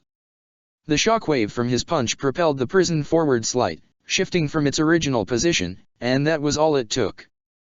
The next moment Gildarts found the magically made arm that he had attacked with blown clean off, the front side of the cage completely disintegrate as an arrow as wide as they were tall continued past up into the sky, quickly falling out of sight as it sailed into the distance. Gildarts could only stare at Waiwaka in disbelief for a moment, quickly regaining his wits and pushing back of what remained of the front half of the prison to escape back to the ground when he noticed Waiwaka reaching forward to pull himself out. What had given his attack away? Had Waiwaka pinpointed his position precisely enough? No, the attack came a moment after. Blocking Waiwaka's vision had worked, if only for a moment. Had it been the shockwave then? Had that single moment after the attack connected been enough to reveal to Waiwaka which future was the one he was after? Had he used that to determine the precise position the attack had come from? An impressive attempt, Waiwaka said, though he hardly sounded like he meant such words. But your finisher needs far more work. Is this really all you, 3? Waiwaka paused, glancing around carefully. While a good chunk of the restricted arena that Kisuk had made for Yoriyuki had been used in containing him, there was still a fair chunk remaining. All valid positions to hide from one's sight behind. If you can't rely on Kajinai, you'll have to do it the only fashion way. Your magical power feels slightly different, so I assume we're playing another game now? So where are you? Naya. The roar of Yoriyuki from above caused him to turn his attention back to her, one hand rising swiftly and forcing a barrier against the blow she threw at him. And then, to the surprise of those in sight, excluding the man who had created the barrier, it shattered under the strength of a single hit, the shockwave forcing Waiwaka back into the prison of earth and to smash through the other side. Glancing briefly between the two of them, Kisuk frowned as he tried to understand what just occurred. By all rights, a single punch from Yoriyuki should not have been that powerful. Her speed was her greatest weapon in this state, and damage like that would have been less surprising if it had been coupled with a barrage of blows. But it had only taken a single one to shatter Waiwaka's barrier and send him flying. The man must have seen it coming. Was this the better option? If so, what did that say about how powerful that blow must have been? And why had it been so powerful? What had changed? Was it Shunsui? The man had revealed bits and pieces of his abilities, but they had primarily discussed the deadliness of the man's Bankai. There had been little talk on his Shikai, and Shunsui had initially said if he revealed himself he would prefer it to be as far away from others as possible. Assuming some of the same rules applied, it mean his Shikai was probably affecting everyone around him. That it was targeting friend and foe alike, involving them all in these games his Zanpakuto was playing. Games. Shunsui had said it would be simple to understand if he did by chance get caught up in its effects, even at a distance. It wasn't like his Bankai in that regard. The games might be varied, and it would be hard to know what game was in play at any time without careful examination, but the rules could be broken down to simple events. Was it that Yoriyuki made contact with that barrier that played into this? Simpler. Whack had put up a defense against it, and without a barrier to absorb the brunt of the force it might have seriously hurt him. If it was merely contact, surely he could have retaliated fast enough to land the first blow? Then perhaps, height? Gildarts, how long can you last? He asked his friend as he quickly approached him, keeping his voice down to prevent Whack from overhearing. A minute, Gildarts shot back, not wasting any words. No longer. All right. Right now assume the game is who is higher up wins. Get above Whack and strike with everything you've got. He'll see it coming. That won't make it easy. I know. But you'll do it anyway. Well, I kind of have to now, Gildarts shot back, quickly testing the form of his remaining left arm. I can't restore the other arm, and once I'm out of strength I'll lose this arm. If Whack takes advantage of that moment, make sure it costs him in turn. Charging forward ahead of his friend, he swung his Zanpakuto forward with one hand as Whack noticed him. A rain of arrows flung towards him, but his Bankai quickly opened up a path for him, dismantling the arrows mid-flight and letting him begin to charge up a Kidyu in his other hand. Lightning briefly sparked before he clenched his fist tightly around the spell, suppressed it and using his Bankai to tear into his own body and hide the spell within, remodeling his arm in the process to both contain and maintain the spell he was holding in reserve. He wondered if he should consider it odd that he had never flinched at the suit of his flesh being opened up and knitted back together in such a fashion, but he assumed that was simply the kind of person he was. Leaping from his position high up, Whack shot down at him at a breakneck speed. He didn't bother trying to block the strike, knowing he could only dodge. He shifted his body at the last moment, his blade lashing up the moment Whack's blade swung through the air where he had been, only to slam straight against Whack's body and bounce straight off, dealing not even a single bit of damage. Was he lower? Even if it was only a tiny bit, the game must not care. Still, it would be easy to replicate. He only had to jump up slightly, his free hand lashing out as he willed his Bankai to unravel the flesh so he could unleash the Kidyu held within. But he was a fraction of a second too slow, the lightning shooting forward and barely skimming the side of Whack's face. It left a dark burn across the man's cheek, but it was a far cry from the shot he had been aiming for. Out. Way. He recognized the voice, leaping off the air and barely dodging the lightning-coated fist as it slammed straight down into the ground, Whack narrowly dodging it. He swung out in retaliation, but his blade harmlessly bounced off Yoryuki's skin, leaving him open for her to grab and swing him, purposefully keeping him low, and launching him into a nearby pillar. Instantly she was leaping after him, bouncing off some of the other pillars a few times first as she increased her height. Normally he might have been happy to see her able to take such smart measures. But she shouldn't be capable of it in this state. Which meant she was starting to fall out of her current state. Regaining her reason wasn't bad here. Shunsui's abilities were forcing a paradigm shift for all of them, and her beast-like state, relying on nothing but instinct, would both help and hinder her here. Regaining even a bit of intelligence meant she could at least understand the games they were playing. But it would also mean the slowing of the fluctuations of her magical signature and the decrease of her strength. She could not leave this state willingly, so any time she began to fall out of it there was only one reason. Her strength was failing her. They were all falling apart slowly, it seemed. Already he could feel a pain in his chest, the hollow medicine he had taken eating away at his strength. He was pretty sure the dosage he had put in those tablets wasn't lethal, but with how quickly the pain was spreading he wasn't sure if he would be able to move without feeling agony through his body. Once one of them fell, would it end up with the rest of them falling like a set of dominoes? If so, he really had little time to waste. Limit of the 1,000 hands, respectful hands, unable to touch the darkness. He let his Bankai adjust his body as he took to the air, briefly making him look like a marionette on strings, as it adjusted his body and remodeling it.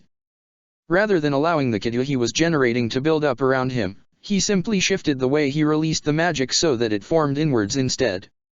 He had to adjust his path mid-flight when Yoryuki suddenly came flying at him, swiftly reaching out to grab her with his free hand and spinning to launch her straight at a nearby pillar.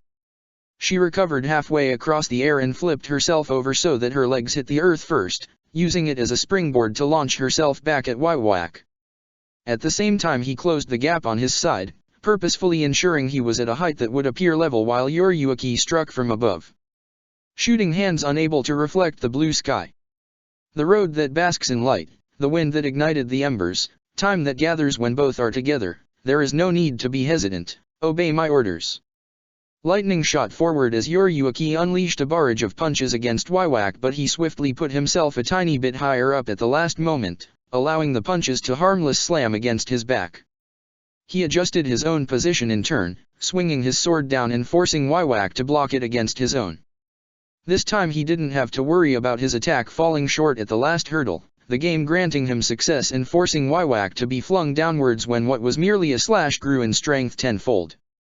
Light bullets, 8 bodies, 9 items, Book of Heaven, Diseased Treasure, Great Wheel, Grey Fortress Tower. Aim far away, scatter brightly and cleanly when fired. With just the flick of his finger, his Bankai tore open his body and revealed the 10 pink bundles of energy, his flesh being knitted back together as the energy moved forward. Waiwak made to make some move to act, but he didn't hesitate in his chance, pulling his free hand to his chest, even with it still cut open as it was. He didn't have time for the incantation for this one, but it would do. Bakuda number 79, Kuyushiberry. Instantly 8 black orbs of energy formed all around Waiwak, a 9th one taking pride and center before the man's chest. With the orbs in place, Waiwaka's entire body froze up, unable to take those last steps he had been trying to prevent the incoming attack. It was no surprise to see the effect this Kidyu had. The orbs this spell made were like gravity wells, their conflicting forces resulting in the user being locked up from all sides and held in place. Against someone of Waiwaka's caliber, especially considering that the Quincy must have already seen this technique, it would likely be countered in a matter of seconds. But those seconds were still far too long. Hada number 91, Senjuya Kautentehao. The 10 bundles of pink energy he had been powered up unleashed all at once, the barrage of power slamming straight down towards Waiwak. It would have hit.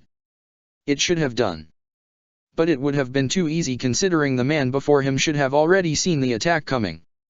The very orbs holding Waiwak in place disappeared, as if sucked into the man himself, and by simply replicating the very magic he had stolen, Waiwak unleashed a wave of gravitational forces right into the middle of the incoming blasts. Each found its path diverted ever so slightly, skimming past Waiwak and harmlessly impacting against the ground below, the explosion a mockery to their efforts with how little it achieved. Or at least it should have been. But he had been prepared for an attack like that to miss. It was powerful, but it was also flashy. And like all flashy attacks, it was easy to have eyes drawn to it. Because with the very hand he had thrust forward to fire the attack, he unleashed another Kidyu spell. Hada number 57, Daiichi Tinayu. All the rubble from the ground flung up by his other spell froze there in the air, suspended by the second spell before it began to shot upwards straight towards Waiwak himself. The Quincy didn't even bother to turn to face such an attack though, letting half the rubble slam against a small barrier he merely gestured to make while the rest sailed upwards uncontrollably into the air. All it took was another twist of his hand and the rubble froze in place once again, held there just long enough for his Bankai to take full advantage.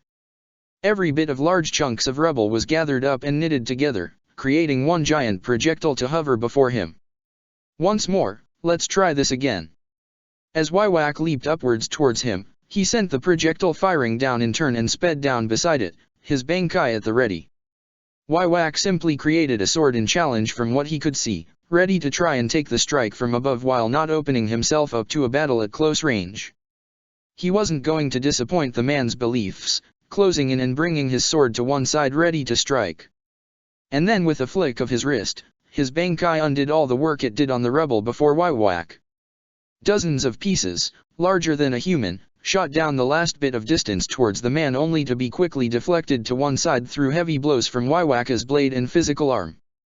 But in knocking away one piece, another took it as the signal to strike. Magical power, carefully kept in check just enough to not be actively visible, exploded to life once more as the hiding spot he had taken, being the rubble he had clung to, was removed. Take this! Gildarts roared, swinging his right fist down with all his strength and magic. Crushing evil, spreading the truth, absolute heaven. Everything he had was thrown into that one strike, his other arm disappearing in the process as he funneled every bit of strength he had into it. It was enough to send Waiwak sailing downwards with him, his force carrying them both crashing into the ground and for it to explode around them, threatening to turn the entire area into one giant crater. And then slowly, like a flame dying out, it came to a stop. The last of his energy run dry, Gildarts pushed himself back off the man beneath him, his strength threatening to give out then and there. But before he could take a step away, Wywak lashed up and grabbed him by the throat, not even a scratch on him. So close. So very close. But you're a few seconds too slow. I'm afraid we aren't playing that game anymore. Bringing his sword round, he threw Gildarts to the ground and stabbed the sword through his chest, pinning him to the ground. Then, glancing at Kisuk, he stepped away from the body and gestured towards it slightly with one hand. Such a shame. I think I hit a lung. With a wound like that, he won't live long. So go ahead. He's your friend, is he not? Kisuk hesitated, glancing between the man and his friend with suspicion. It took a few moments, but then his gaze shifted slightly to the anxious figure of Yoryuki, perched on the edge of a rock pillar and trying to stay out of sight while she restrained herself from striking too early. With the way Wywaka's gaze shifted too, he knew the man already knew where she was. And the moment he went to save Gildart's life, Wywak would go after hers. The situation couldn't be any worse right now. They'd lost their big chance on that game, and now who knew what game they were playing? Wywak must have had some clue to react so swiftly after Gildart's strike. Had he known the game had changed? If he focused closely, there was a minuscule difference in Shunsui's magical power. Had Wywak picked that up that easily and used it to draw them in? What game was it now? How much did Wywak know about the new rules? Could he save Gildarts in time before Yoryuki was defeated? Or should he take the cold choice and sacrifice his friend to increase their chances of survival? If it had been someone else there, but it wasn't. It was someone he didn't want to lose. But what could he? Did Shunsui's magical power just change slightly again? Wywak appeared to notice it too, his gaze casually shifting to search for the man when Shunsui's voice rang out to them all. My, it's really unfair to have a cheater in our games. Wywak spun round instantly, his blade swinging out and deflecting a slash of wind that cut through the air. As it parted, Shunsui himself stood before them, swiftly having to lean back a bit to dodge the tip of Wywaka's blade. The blade still left a faint cut across his cheek, a thin layer of blood running freely from the wound. Katen Kyukotsu is really in a foul mood. Normally I'd be amused considering she will take whatever dirty measures needed to win, but right now I can't help but agree with her. Said by the man who just fluctuated his magical power 5 times in quick succession. Were you unsatisfied with the games you got dealt? Not at all. I just thought I had of a wonderful idea and just had to suggest it to dear Kyukotsu here. And as I told you, she'll pull whatever dirty tricks she needs to in order to win. Otherwise she'll throw a tantrum and be insufferable. Kids sure can be a pain, and Katen can only keep her under control for so long when she's like this. So what game is it now? The same as before? Or do you intend to mix it up? I'm thinking one that's rather simple. How about a nice game of red light, green light? Does that sound good? No? Such a shame, because you're already at dot. The body of Shunsui faded away, as if having never been there, and immediately Wywak was on guard, looking around carefully. Kisuk didn't waste the opening, using his Bankai to pull Gildart's body away from the battle and administer emergency treatment, but Wywak didn't bother giving him a second glance, his focus entirely on locating Shunsui. So much so that he almost didn't catch Yoryuki's attack in time, swiftly deflecting her fist with the palm of his hand and gesturing with his other to instantly form a blade. That was all it took for Shunsui to act. As Yoryuki drew in all of Wywaka's attention, her form sparking with power as she ensured Wywak had no choice but deal with the threat before him, Shunsui followed down the path of energy his previous attack had laid and landed behind Wywak without a sound. The fluctuation his magical power made as the game shifted once again, his Zanpakuta rigging the situation in their favor, alerted Wywak instantly, but with Yoryuki on one side ready to strike there was no time to stop both of them. His usual flowery cloak fell behind him as he swung his sword, leaving him dressed in full black as he lashed out at Wywaka's coat of the same color. All he had to do was utter the word, and the moment his strike connected a geyser of blood filled the air. A strike like that should have ended it there and then. It should have been a deadly blow. But the very fact Waiwak had accepted it meant he had seen the attack from ahead of himself as the greater threat. That if his attack looked like it would fail to hit, he would have willingly sealed his Zanpakuta to stop the game then and there, opening him up to any number of counter blows, and in the process allow Yoryuki's attack to hit at full force. But instead, by taking that blow, Waiwak had ensured her incoming strike remained powerless, her fist caught in his grasp before he shot forward and slammed her straight into the ground. This would hardly be a fair game if only you can inflict damage, Waiwak said to him, pinning the struggling Yoryuki down with one hand while turning his head slightly to stare at him. So what is it a wonder? A particular target maybe? A rule I'm missing that allows the other to deal damage? Ah, you've discarded your coat. Black. Before Shunsui could stop react, Waiwak stabbed his sword down and dug it deep into Yoryuki's left leg, just above her knee where long black socks still covered, causing it to pin her in place as she screamed in pure agony. Ah. Much better. How did you know? Shunsui merely looked at him in disappointment. You think hiding the rules, avoiding of speaking them, would prevent me from discovering them? I only have to put the pieces together and make the right assumptions based on what I have witnessed. You discarded your coat at the last moment, leaving you wearing pure black. That was intentional, a means to achieve some aim. To perhaps increase the proportional of black that you are wearing or exposing. And in turn you struck my coat, one of the same color. I considered the possibility that it was a coincidence. But this proved it here now. Where strikes did not work before, this time they did. And it was triggered by saying the color. You saw me say nothing. Exactly, Waiwak revealed. Countless futures, and whenever I saw you perform this technique, you never let me see your mouth move. You would conceal it in a variety of ways, even risking taking damage yourself to utter the word in pure secrecy. But sometimes silence speaks far louder than you would wish it. Because you hide your words, it was clear that they held power here. So I took a risk-free gamble and associated the color you wore with the color you struck. And as I believed, it delivered the expected results. At first glance one might think that it is complex. They would waste time trying to figure out all the pieces. But in the end, it's nothing more than a simple child's game. Gripping his swords tightly, Shunsui ran down the list of options he had left before letting out a long sigh. That was my best game for fighting enemies such as yourself. Such a shame, but I guess it's time for the fun to stop. It's time to step onto the stage. Spinning his swords round so that they faced the ground, he dropped to his knees and stabbed the blades into the ground, showing no concern as Waiwak leaped for him. Bankai. As he felt the familiar presence of his Zanpakuta spirit, the older of the two halves wrapping her arms around his shoulders, he felt Waiwaka's blade stab straight through his chest, piecing his stomach. But in that same moment, the same wood became reflected back onto all around him.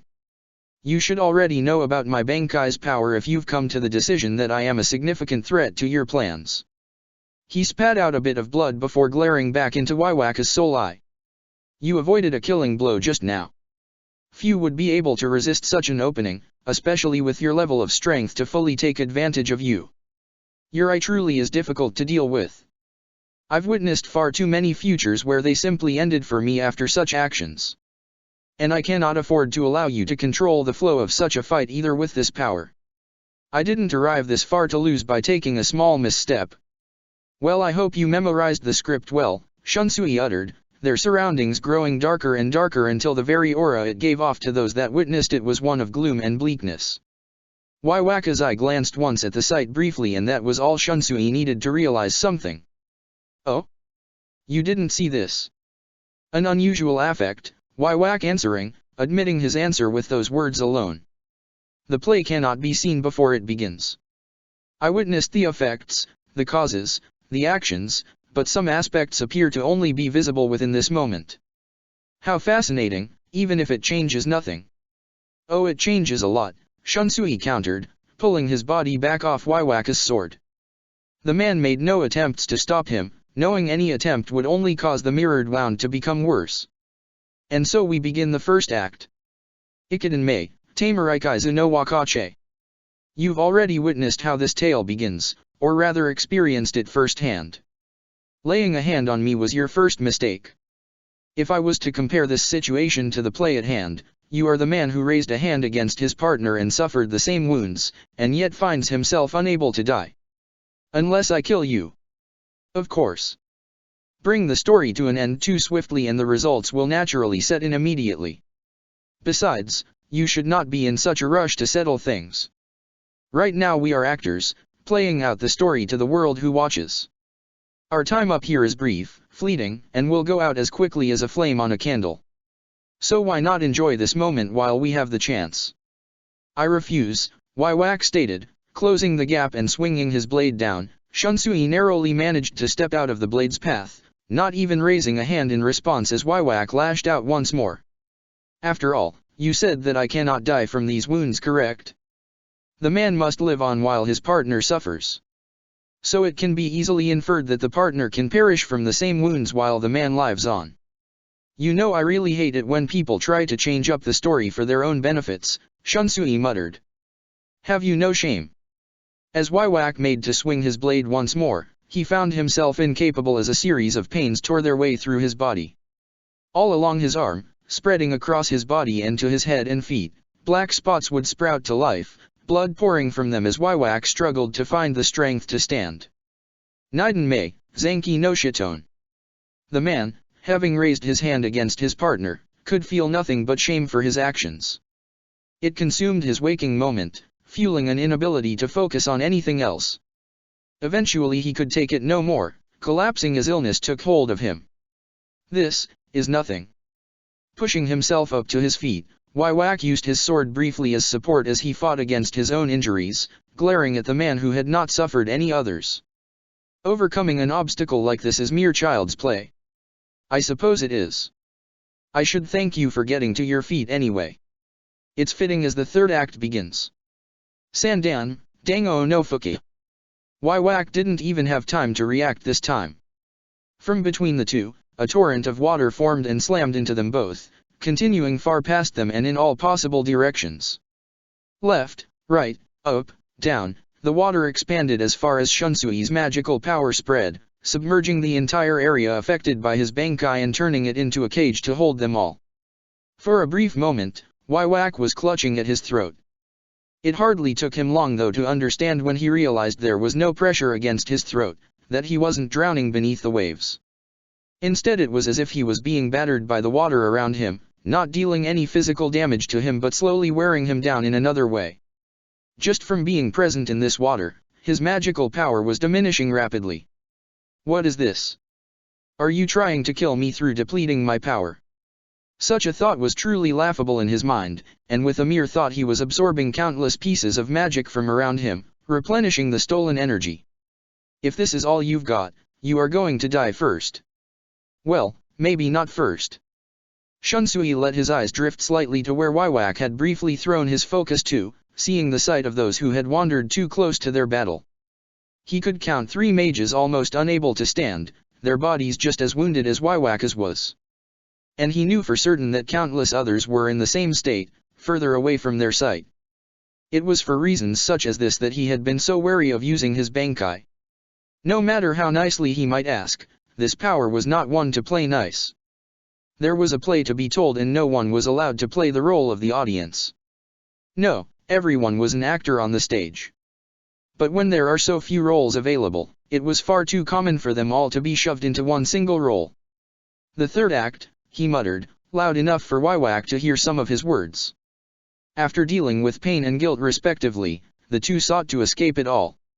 And so they plunged themselves into the raging rapids and surrendered themselves to the cruel fates of the world. Them, and all the others around them. Was Kisuk all right? Was Yuryuaki? He had lost sight of her briefly so he assumed Kisuk had taken her and gotten out of there. Perhaps his Bankai was capable of helping them, even when all of them were under the effect of his. He hoped so. He didn't want to think how many were coming so close to death just for this single shot at Waiwak himself. Unable to waste any more time, knowing Waiwak would only continue to replenish his energy while his own depleted by his Bankai's affects. Shim no Dan, Itokaribe Samichizome no Nadabu. He quickly kicked off against the air, darting at Waiwak and avoiding the arrows sent to intercept him. Waiwak could not afford to deal anything lethal right now, and that played to his advantage, allowing him to easily dodge the projectiles as they flew towards him. Waiwak swung a sword at him, trying to take advantage of his lack of unsheathed weapons, but he wasn't trying to fight here. Only dodge. With his right hand twisting slightly, white threads trailing out of his grip as they formed, he darted and ducked as he carefully willed them to move, wrapping around their target silently until he made one final burst and shot down back to the ground behind Waiwak. The wires in his hand immediately pulled taut, cutting into their target and leaving a large gash along what should have been Waiwak's throat. But whether because he witnessed it or knew that path lead to a dead end, it was not his intended target. Unable to even see the wires until this present moment, Waiwak had no plan to stop them. So instead he had changed his target, deflecting them downwards so that they caught his chest instead. The gash was wider as a result, the explosion deadly. But it was not enough, leaving only the front of Waiwak's upper half completely exposed, his skin burnt entirely black by the devastating explosion. "The ending is quite bittersweet," he muttered. "Few things are as cruel as a woman's mercy. She has no ears for her lover's desperate pleas, just as I have ignored the pleas of those suffering right now." At his precious throat, she saw the threats around it, damp with regret. Thus, she found the strength to sever those threats with her own hands, to free him of his regret, one way or another. "And like her, I was prepared to sever the threat of you to free the others, even if it mean losing them too. But you've changed the story," he added in disappointment, his bankai fading as the tale came to an end. There was nothing more he could do. His last card was played, and while a drastic wound, it had not been the killing blow he had hoped. In the end, the man survived. "But I do wonder for how long you can continue to do so in your condition. You are only being brought closer and closer to your own end, a fate sealed by your own hands and the actions they have taken. A foolish thing to cling to at the end," Waiwak stated, crossing the distance between them swiftly and raising his blade against the defenseless man. "But wrong. Because for all your sacrifices here, they will still amount to nothing before the battle ends." With one swift swing, Waiwak brought his blade down for the finishing blow. And yet it hit nothing but air as he suddenly found himself hundreds of feet up from where he had been standing. He knew instantly what had occurred. Probably done as easily as snapping her fingers, Wendy Marvel had transported him away from her allies and placed him in a point where he couldn't harm anyone immediately. And the next step to that would have been clear to him even without his exceptional sight. But it was because of that very sight that he couldn't even hesitate for a single moment, dismissing his sword as he swung his arms up and created layer after layer of barriers ahead of himself towards a heat reminiscent of a sun. Dragon Slayer's secret art. He heard the Dragon Slayer roar out, relying on the man's voice to pinpoint him as it was almost impossible to see him over the intense heat of the sun-like attack he was holding above one hand. Heavenly Flames, Mode Sphere. With one swift movement, Natsu swung his hand down and sent the orb, over 10 times larger than he was, flying straight at Waiwak. The flames quickly reached the first barrier before devouring it entirely, continuing through the next few barriers without even slowing down. Not that Waiwak had expected otherwise. These were the flames that burnt away magic itself, the power of the strongest demon Zeraf ever created. His barriers served to only buy him moments of which he would be shielded from Natsu's sight by his own attack. Carefully gathering energy to his physical arm, he allowed a large arrow to swiftly form and grabbed it tightly like one would a javelin. Then, waiting until the right moment, he darted to the side of the attack with all the speed he could muster, his arm of energy being torn away by the attack when he found himself unable to escape its range entirely.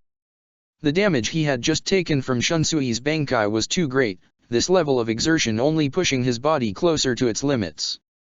But that brief weakness didn't make him hesitate, throwing forth the newly made arrow and watching it dart across the sky straight for Natsu's chest. Before it could connect, it was intercepted, grabbed out of the air by a being that formed briefly from a beam of light, pure energy radiating off his body from a mixture of white and black magic. A brief glance back spotted Toshiro Hitsugaya, his blade ready with his Bankai already in full force. It would be so easy to steal it. But if Kisuke had prepared a method to stop his own Bankai being stolen, he would have passed it on to the others to deprive him of any potential weapons. 3 against 1 now, up in the skies, he muttered, carefully observing the three. They all looked unharmed. Had they been outside of the range of Shunsui's Bankai? Had they, like himself, been teleported in at the right moment? He shook such thoughts out of his head, focusing only on the situation at hand in his next step. Who had the advantage up here? Taoshiro would have no trouble remaining at this height like himself. Sting and Natsu though, their methods required more constant attention. He could disrupt that. But the path was already laid out for him. There was a far easier route. She really should have sent me to the bottom of the ocean. But I suppose she never could, as I would never approach if I saw that fate awaiting me. Even so, tactics like this are merely delaying the inevitable. And that time is almost up. Without even bothering to fight, he allowed himself to drop. With his grip on the air gone, he let himself go straight into freefall, beginning to race towards the ground before any of the dragon slayers above had realized his goal. It didn't take them long to give chase, minor adjustments having to be made mid-fall to avoid being pierced by beams of light and darkness, tiny strikes at first glance but sharp enough to break through even his defenses if they hit. Even as some found their mark, minor wounds on one of his legs, it was a far cry from the danger that would have been present trying to fight Natsu up in the air. But down on the ground, he wouldn't dare use an attack as dangerous as the last one in fear it would consume his own allies in the process. As he raced towards the ground, he saw magic being fired up to intercept him. Precision shots from guns could be ignored as his blood took the full force of the damage, while constructs of different shapes of magic harmlessly battered against the barriers he formed. It was only when he saw the black lightning that he had to act, the full destructive power of a godslayer slamming against a reinforced barrier and sending him crashing against a nearby building before he could correct his landing. Rather than chasing after the source, however, he shifted gears and launched himself straight out of the other side of the building, ignoring the attempts made by those nearby to slow him down. He had already spotted his target before he had reached the ground, and now he had to reach there, arriving in the large open space that resided before Cardia Cathedral. There, sitting on the edge of a large fountain that resided in the square before his destination, stood the one he had regarded as the greatest threat currently present. She wasn't harmed in any way, something he had expected to see considering the range Shunsui's Bankai had, but it wasn't outside the realm of her abilities if she had progressed enough with Nirvana. She could restore herself, and was likely the reason all the others he noticed nearby were in any condition to fight too. The way the small girl looked at him made him stop for a brief moment though. There was something off about her look, like she was full force from the beginning, he stated, properly connecting what he had seen with what he was facing. You're already looking at me through the lens of Nirvana. How I must look to you, I wonder. Don't take another step. That's not a warning, Waiwak stated, placing a hand out before smirking as he felt the resistance he felt. It was like his hand was pressing against a brick wall. Any force that presses against this point is flipped so it goes back the way it came. Is that it? Against raw power, it's absolute. Nothing will penetrate this shield. But it's of no consequence to me. This barrier is merely a last resort to keep me at bay a little longer. Bringing his hand away, he allowed himself to glance at all the mages assembling around him. A final show of defiance, to stop me before my goal. With Wendy holding a barrier here, it does not matter if I dodge. Anything that goes behind me will be redirected. Either I take everything on in a frontal assault or I open myself up to attacks from all sides. A difficult choice. But what makes you think I don't already know which the right one is? With a wave of his hand, arrows burst to life and existence all around him, aimed and ready to fire at a moment's notice. If it's a battle of attrition you want, well, I'll give it to you. But it wouldn't be that simple, would it?